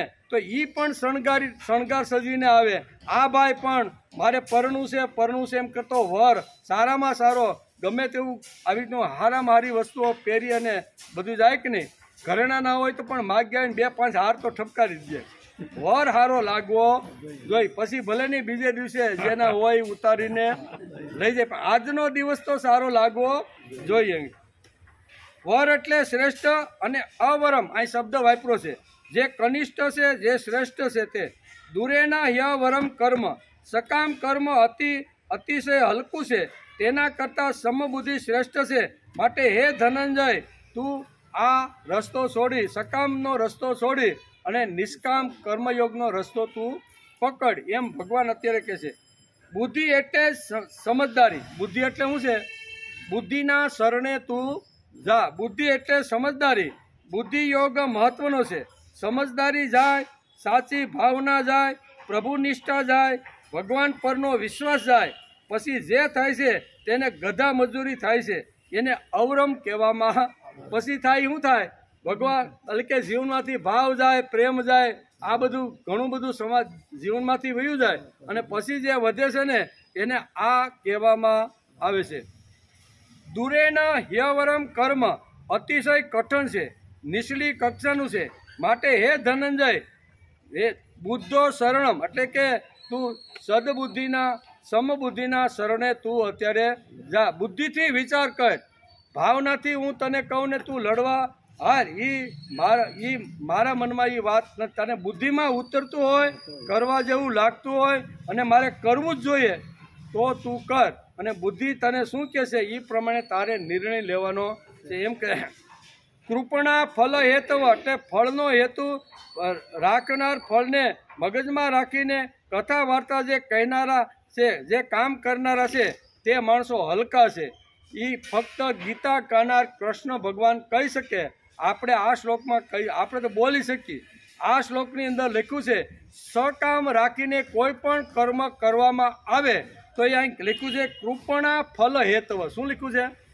કૃપણા ફલ હેતવ એટલે ફળની અપેક્ષા રાખી અને જે વ્યાસપીઠ ઉપર બેસી એ બધા હલકા અને નીચ માણસો છે. કોણ કે છે? યોગેશ્વર ભગવાન કુરુક્ષેત્રના મેદાનની અંદર અર્જુન જ્યારે ઢીલો પડ્યો, પાછો પડ્યો અને યુદ્ધ કરવાની જ્યારે ના પાડે છે ને ત્યારે ભગવાન આવા કડક શબ્દોની અંદર એ ભગવાન જ કહી શકે, આપણા જેવા કહી શકે નહીં. તેથી ભગવાન કડક ભાષાની અંદર કડવી દવા જો પાવાની હોય ને તો અર્જુનને જો હાજો કરવાનો હોય તો ઘણીવાર કડવી દવા પાવી પડે. આપણો બાળક બીમાર પડ્યો હોય તો તો ડૉક્ટર સાહેબ કે ભાઈ આ થોડીક દવા કડવી છે પણ તારે હળવી કરીને પાવી તો પડશે તો જ એને પેટની અંદર નાની નાની જે જીવાત નાની તેન થઈ ગયું છે ને એ બધું ખલાસ થાય તો તમારો નાનો એવો 2-4 મહિનાનો બાળક ખાજો તો દવા પીવી પડે કે નહીં અને પાવી પડે. માં પાય. ભગવાન આપણી માં છે કેવી. આપણે કાંઈ આડાઅવળા હાલતા હશું, આડાઅવળા નહીં કરવાના કામ કરતા હશું ને તો ઘણીવાર ભગવાન એક ફટકો પણ મારી દે કે હા તું આવું કર્મ કેમ કીધો, તારે તો આ રસ્તે જવાનું છે અને આ ખોટો રસ્તો પકડ્યો છે. એમ કરીને કે સકામ કર્મ કરનાર જે વ્યક્તિ છે દુનિયામાં કોઈ પણ ખૂણામાં એમ તો એ બધા કૃપણ છે, એ બધા આવી રીતના હલકા માણસો છે અને આ રસ્તો તારે પકડવાનો નથી. તારે તો નિષ્કામ કર્મયોગ કરી અને શ્રેષ્ઠ વાતો તારા જીવનમાં ઊભી થાય, તારું કલ્યાણ થાય, તારું શ્રેય થાય ને એ જ રસ્તા ઉપર તારે ચાલવાનું છે એમ ભગવાન આ શ્લોકની અંદર કહે છે. જે લોકો ફળ ઉપર ધ્યાન રાખીને કર્મ કરે છે તે દયા ખાવા જેવા માણસો છે એમ આ શ્લોકમાં કહે છે. જે ફળ ઉપર ધ્યાન રાખીને જે લોકો કર્મ કરે છે ને એ બધા દયા ખાવા. અહીંયા કૃપણનો બીજો અર્થ, 2 અર્થ થાય છે. એક દયા અર્થ પણ અહીંયા શાસ્ત્રકારોએ કર્યું છે કે દયા ખાવા જેવા માણસો છે એમ ભગવાનને લાગે છે. તેથી જ આ શ્લોકની અંદર દૂરેણ હ્યવરમ કર્મ બુદ્ધિ યોગાન ધનંજય બુદ્ધો શરણમચ્છિન્ન કૃપણા ફલ હેતવ. હે ધનંજય, બુદ્ધિ યોગ ક્ષમતા કરતા સકામ કર્મ દૂરથી અત્યંત નીચલી કક્ષાનું છે. અત હે ધનંજય, તું સમબુદ્ધિનો આશ્રય લે, કેમ કે ફળનો હેતુ રાખનારા બધા અત્યંત હલકા અને દીન માણસો. બહુ સ્પષ્ટતા ભગવાને કરી છે અને ભગવાન જ આ આટલું કડક બોલી શકે કારણ કે અર્જુનને કોઈ પણ હિસાબે એનું કલ્યાણ જ કરવાનું છે અને અર્જુને કીધું છે કે મારું જેમાં કલ્યાણ હોય ને એ વાત તમે મને કહો. આવું કોઈ આપને કહે તો એના કલ્યાણમાં ઘણીવાર કડવું કહેવું પડે તો કહેવું પડે કે નહીં. તો ભગવાને આ શ્લોકમાં થોડાક કડક થઈ ગયા છે.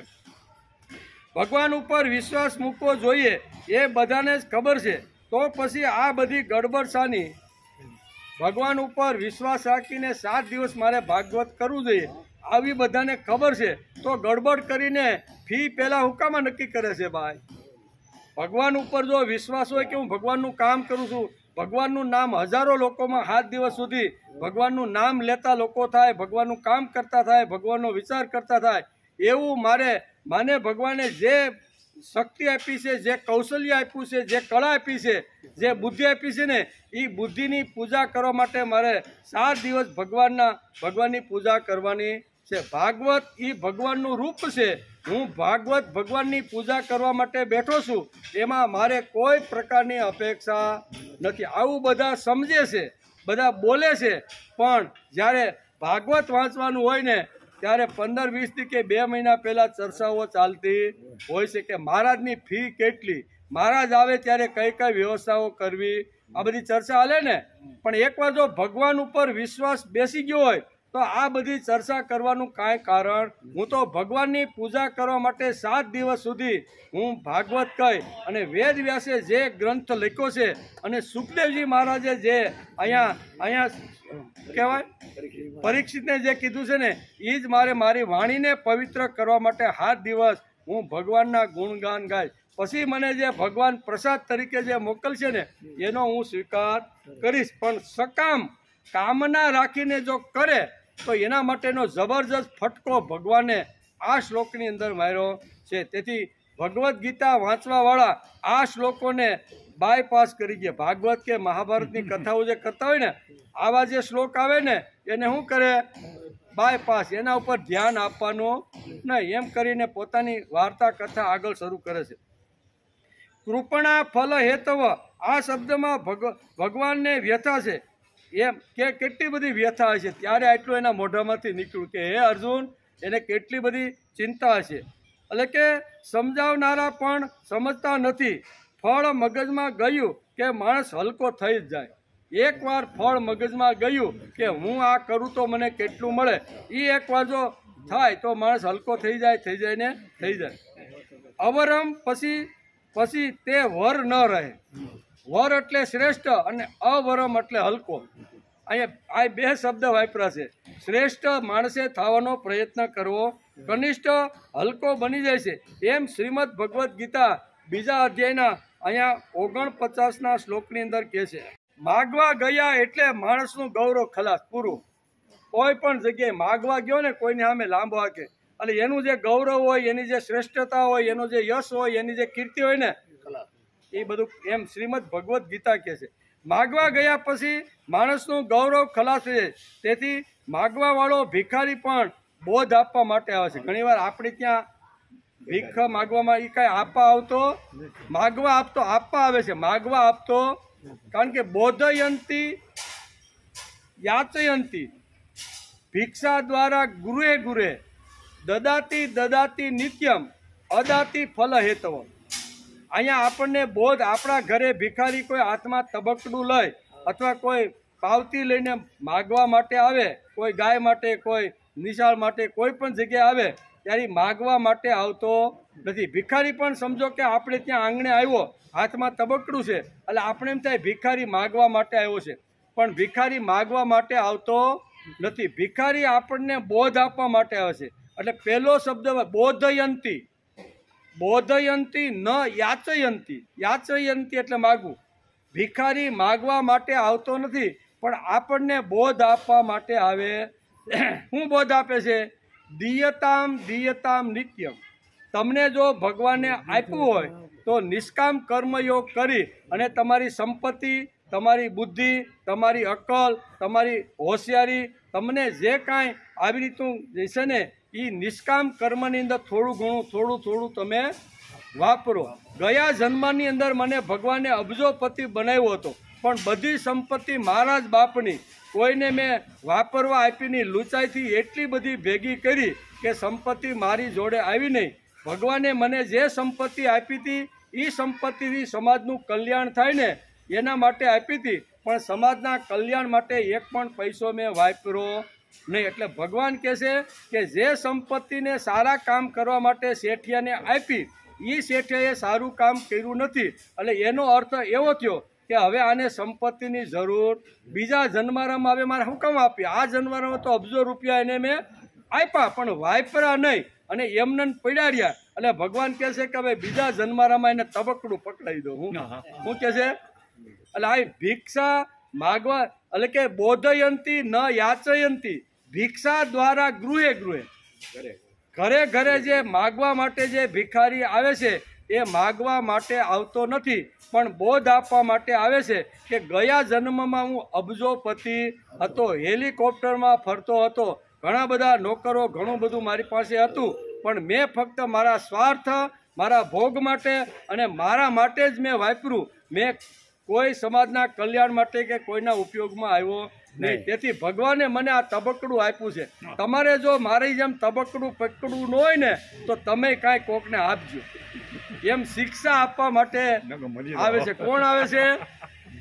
બોધયંતી, બોધ આપવા માટે આવે છે. બોધયંતી ન યાચયંતી ભિક્ષા દ્વારા ગૃહે ગૃહે દદાતી દદાતી નિત્યમ.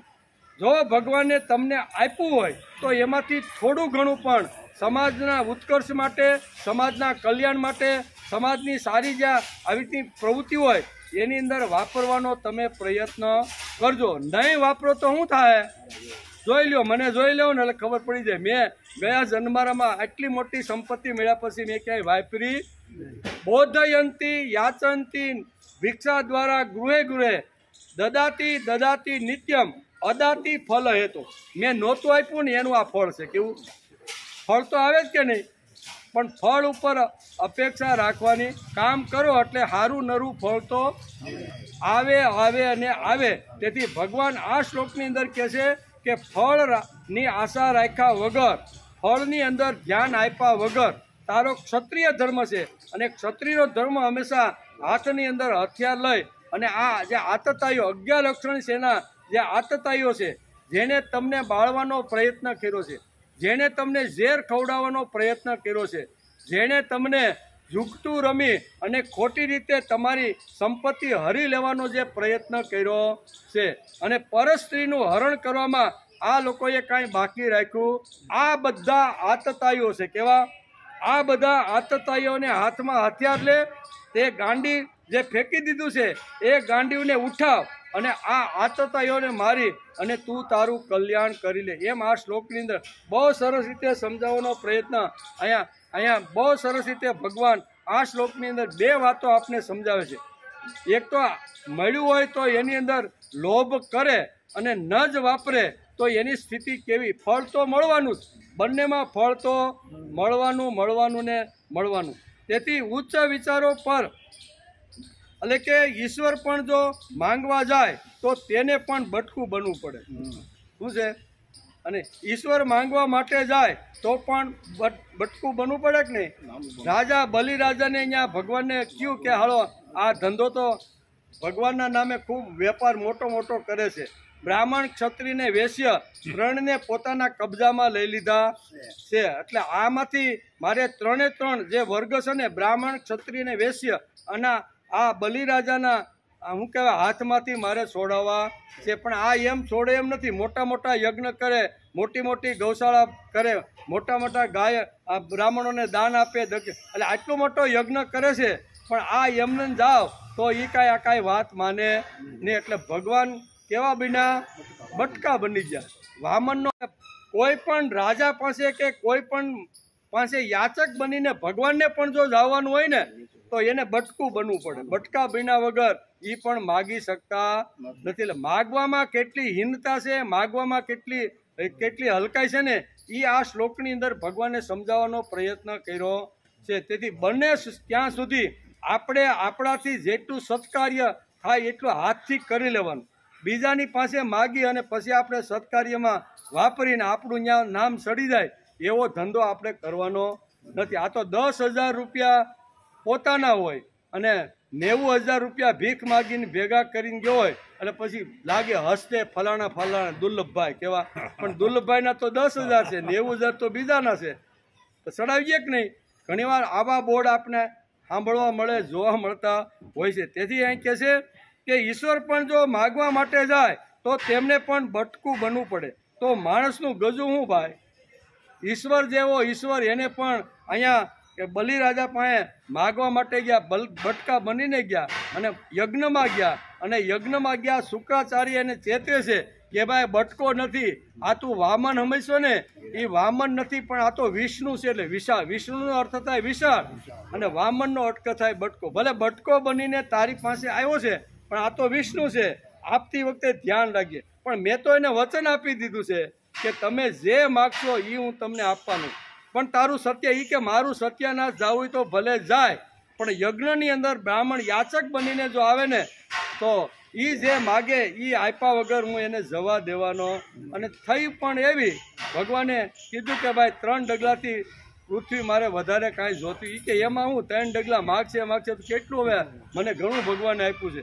પણ એમ ભાગવતની અંદર આ બધી પ્રસંગો આવે છે. કહેવાનો અર્થ કે માગવા માટે જાય છે એને પણ થોડુંક નીચું અને હલકું ને બટકું બનવું પડે છે. એટલે કે simple living and high thinking માણસને હોવું જોઈએ. જીવન હંમેશા સાદું અને ઊંચા વિચારો માણસની પાસે હોવા જોઈએ. ઊંચા વિચારો પર માણસ જીવી શકે, સાદું જીવન જીવવાની હિંમત હોય તો જેટલા માણસના મોજ શોખ વધે, ખર્ચા વધે, તે પૂરા કરવા સિદ્ધાંતો તોડવા પડે. કમાવાના હોય કે બુદ્ધિના બધા સિદ્ધાંતો તોડે તો જ એ માણસ પૈસાવાળો. પણ સિમ્પલ લિવિંગ હાઈ થિંકિંગમાં જો રહેવા માગતો હોય ને તો ગમે તેટલો મોટો એડવોકેટ હોય, ગમે તેટલો મોટો વકીલ હોય, પણ એ નક્કી કરે કે બિહારમાં હું જ્યારે ગયો હતો ને ત્યારે એક ઘરની અંદર હું રોકાણો હતો અને રોકાયા પછી જ્યારે સ્નાન કરવાની વાત આવીને ત્યારે એક બેન સ્નાન કરવા માટે ગઈ અને 2 બહેનો અંદર વારાફરતી સ્નાન. એટલે ગાંધીજીએ પૂછ્યું આમ કેમ? તો એક જ સાડી છે કે એક જ જણો બહાર આવી શકશે, કાં તો હું આવી શકું ને કાં તો મારો પતિ આવી શકે. તમે મળવા માટે તો આવ્યા છીએ પણ એ જ ઘરની અંદર આવી રીતની ગરીબાઈ જોઈ અને ત્યારે ગાંધીજીના હાડ ગગડી ગયા. એણે કીધું કે આટલી બધી ગરીબી અને મારા જેવો તો સૂટ બૂટ કટ અને આવડો મોટો વકીલ અને માભાદાર અત્યારે તો મારી વકીલાત હાલે છે અને હું આટલો ઠાઠમઠથી જીવું છું અને આ એક હાડી એક ઘરની અંદર 2 જણા રહીએ અને એક હાડીથી અને ત્યારથી જ એને એક જ ધોતી ઉપર મરીને ત્યાં સુધી એક જ ધોતી ઉપર હું જીવવાનો, આને કહેવાય high thinking and simple living. માણસે સિમ્પલ જીવન જો જીવવાનું હોય ને તો પછી બહુ હાઈ હોય કરવાની જરૂર પડતી નથી. પણ જેને હાઈ ફાઈ જેને જીવવાનું છે ને એને તો ગમે તેવા સિદ્ધાંતો ગમે તેવા નિયમો તોડી અને કોઈના બીજાના ખિસ્સામાંથી મારા ખિસ્સામાં કેમ આવે મોજશોખ માટે, એના માટે રાત દિવસ પ્રયત્ન કરતા હોય છે. તેથી આ શ્લોકની અંદર ઘણી બધી વાતો ભગવાને એક જ શ્લોકની અંદર આપણે 3-4 વાતો સમજાવવાનો પ્રયત્ન કર્યો છે. એક તો વાત એ કીધી છે કે તારે બુદ્ધિના શરણે પહેલાં તો જવું જોઈએ. બીજી વાત કરી છે કે બુદ્ધિના શરણે જા તો તારે નિષ્કામ કર્મયોગ કરવો જોઈએ. ત્રીજી વાત કીધી કે સકામ કર્મયોગ જો તું કરીશ ને તો તું એકદમ હલકો અને નીચ થઈ જઈશ. આ બધી જે વાતો છે ને એ વાતો ભગવાને સરસ રીતે સમજાવવાનો પ્રયત્ન કર્યો છે. બીજી વાત કીધી છે તારે શ્રેષ્ઠ બનવાનું છે. કેવું? અનવર નહીં, અનવર. એક અર્થ એવો છે ને વર એટલે શ્રેષ્ઠ, એની વિરુદ્ધમાં અનવર એટલે હલકો. તારે શ્રેષ્ઠ બનવાનો છે. આ 4 વાતો ભગવાને બહુ સરસ રીતે અહીંયા સમજાવવાનો પ્રયત્ન કર્યો છે. પણ આપણો ટાઈમ પૂરો થઈ ગયો છે. આવતીકાલે આપણે આવશું ત્યારે 50મો શ્લોક, એની અંદર જબરજસ્ત યોગ કર્મસુ કૌશલમ. આજે શું કહેવાય શ્રીમદ ભગવદ્ ગીતાનું જે હાર્દ છે ને એ આ શ્લોકની અંદર સમજાવ્યું છે આખી માનવ જાતને, કે માનવની પાસે અલગ અલગ પ્રકારની કલા હોય છે, અલગ અલગ પ્રકારની બુદ્ધિ હોય છે, અલગ અલગ પ્રકારની શક્તિ હોય છે, અલગ અલગ કરવાની કુશળતા પણ અલગ હોય છે. ખેડૂત પાસે જે કુશળતા હોય એ વાણંદ પાસે હોતી નથી, વાણંદ પાસે જે કુશળતા હોય દરજી પાસે હોતી નથી, દરજી પાસે જે કુશળતા હોય એ હવે આ ક્ષત્રિય પાસે હોય. બધા પાસે અલગ અલગ કળા, અલગ અલગ આવી રીતની બધી વાતો છે. એ અલગ અલગ વાતોથી ભગવાનની પૂજા કેવી રીતે થઈ શકે એ ભગવાને આ શ્લોકની અંદર સમજાવ્યું. વાણંદ હોય તો વાણંદ પણ પોતાનું આવું કામ કરીને ભગવાન સુધી પહોંચી શકે છે. દરજી હોય તો દરજી પણ પોતાનું કામ કરતો કરતો પ્રભુ સુધી પહોંચી શકે છે. મોચી હોય, જોડા બનાવતો હોય, માપ લઈ અને બધું કામ કરતો હોય, બરાબર ને, તો પણ એ ભગવાન સુધી પોતાની કલા વાપરી અને ભગવાન સુધી કેવી રીતે પહોંચી શકે છે. એમ યોગ કર્મસુ કૌશલમ, આ કૌશલ્ય માણસે કેવી રીતનું વાપરવાનું એ ભગવાને આ 50મા શ્લોકની અંદર વાત કરી છે. પણ એનો વિચાર આપણે આવતીકાલે આવશે ત્યારે કઈ કઈ કલા ભગવાને કીધી છે એ આપણે સમજવાનો પ્રયત્ન કરશું.